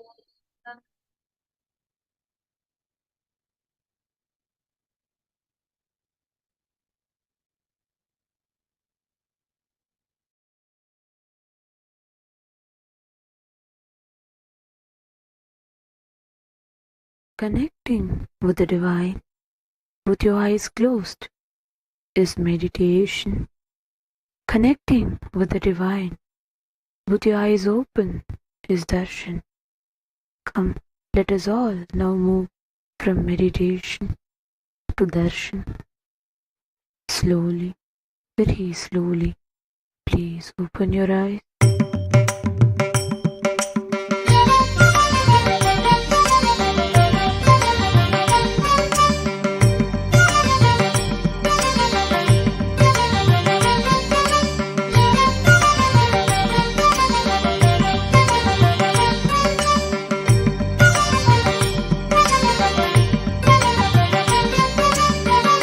ईश्वर नित्या नित्यनन्दन जय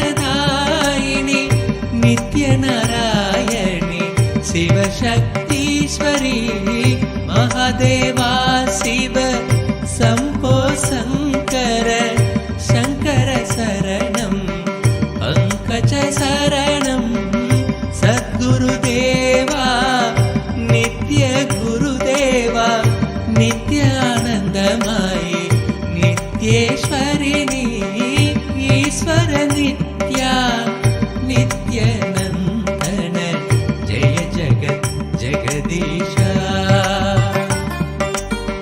கமல நயன ஹே ஹிருதய விஹாரி யோக அவதார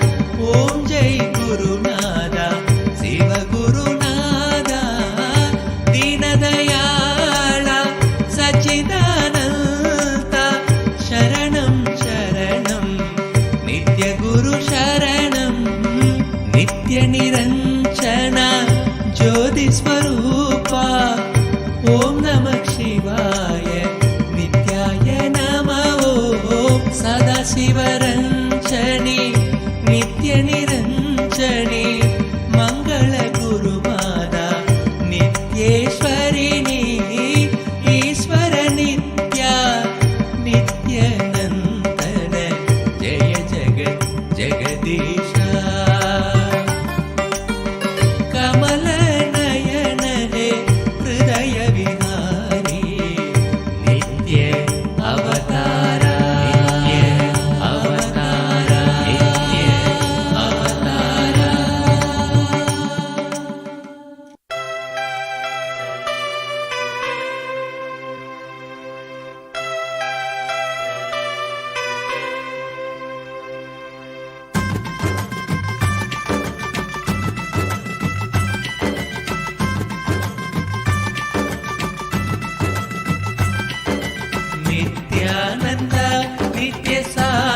स्वरूपणे नित्यानंद नित्य साथ स्वरूपणे कमला नयन देवादिदेवा नित्यानंद नित्य साथ स्वरूपणे कमला नयन देवादिदेवा नित्यानंद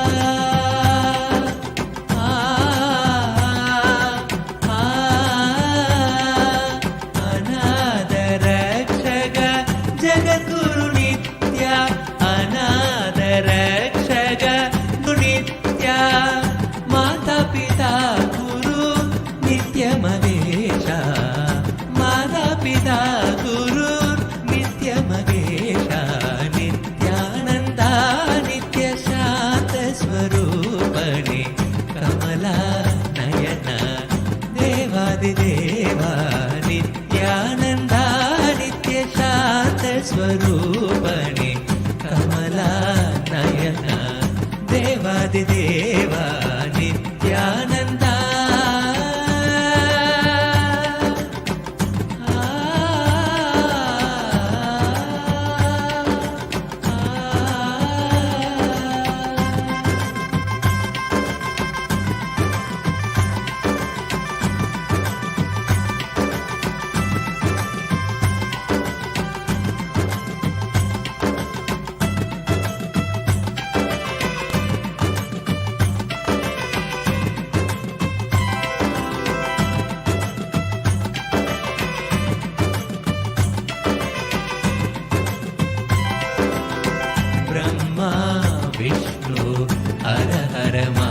महादेवा आदिपराशक्ति नित्यपराशक्ति ब्रह्मा विष्णु हर हर महादेवा आदिपराशक्ति नित्यपराशक्ति अखिल जगत की नित्या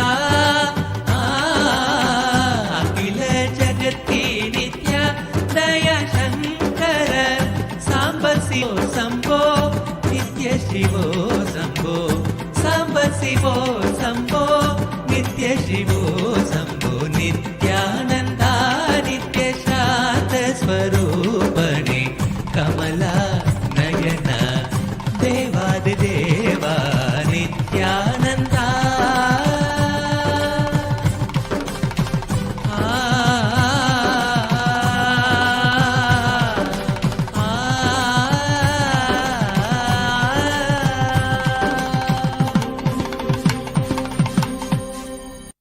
चलो चलो चलो चलो चलो चलो चलो चलो चलो चलो रे चलो चलो चलो चलो चलो चलो चलो चलो चलो चलो चलो रे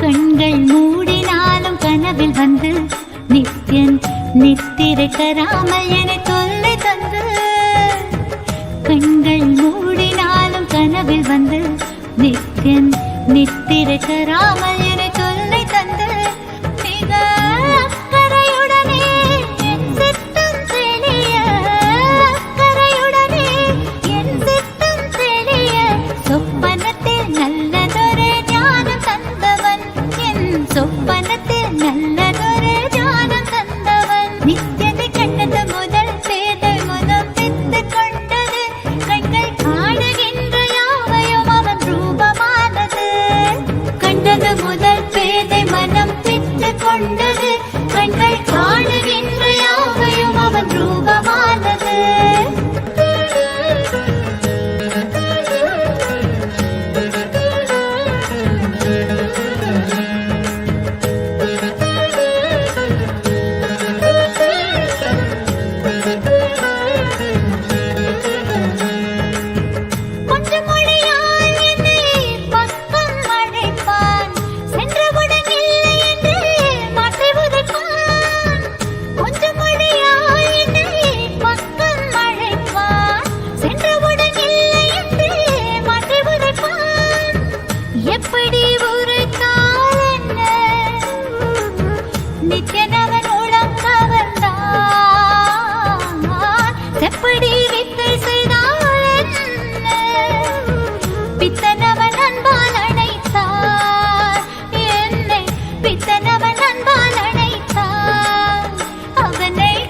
முதல் பேதை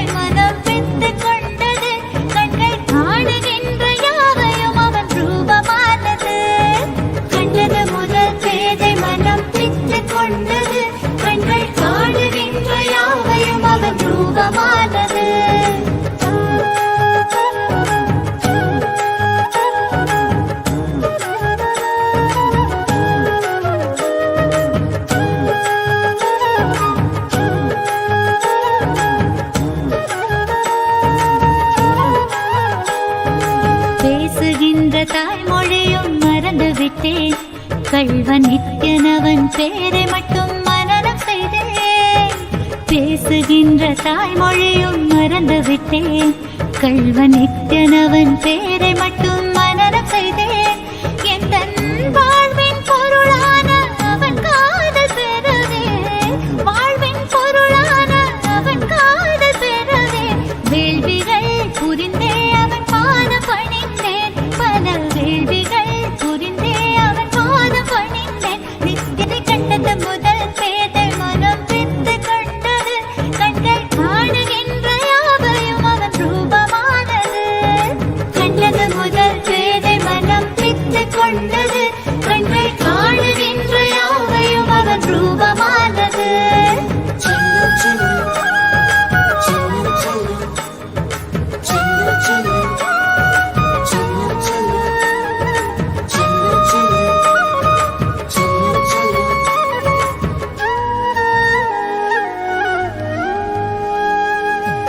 செய்யும் செயல் யாவையுமே சென்று உரைத்தேன்.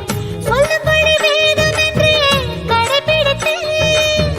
செய்யும் செயல் யாவையுமே சென்று உரைத்தேன். சொல்லும்படி வேண்டுமென்றே கடைப்பிடித்தேன். சற்று வம்புகள் செய்வான், அதையும் ரசித்து விட்டேன். வாழ்வில் ஒளியாய் மலர்ந்தான், புதிதாய் பிறந்து விட்டேன். நானும் புதிதாய் பிறந்து விட்டேன். நித்தியதை கண்டது முதல் பேதை மனம் பித்து கொண்டது. கண்கள் காணுகின்ற யாவையும் அவன் ரூபமானது. கண்டது முதல் பேதை மனம் பித்து கொண்டது. கண்கள் காணுகின்ற யாவையும் அவன் ரூபமானது. சொல்ல ஒரு வார்த்தையை காட்டு. It was such a beautiful darshan we had just now. What darshan we all experienced. All you need to do is just enjoy this space. You will see how the transformation starts happening to you. I request all of you to take a few minutes now and share with us how was your experience during this darshan. How did you experience it? Take a few minutes and post it on Facebook. We thank each and every single of the viewers that have joined us through the various social media platforms today. Thank you so much for tuning in, and you just had a glimpse of the darshans that happens in Paramashivam.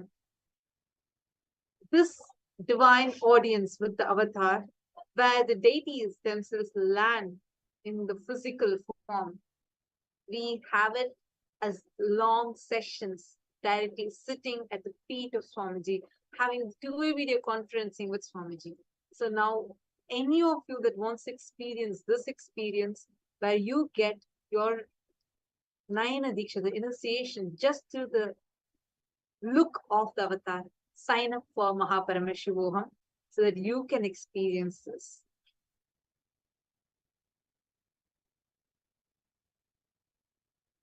And thank you so much. Now, with this, we will be moving to the further sessions. And we thank all the viewers that are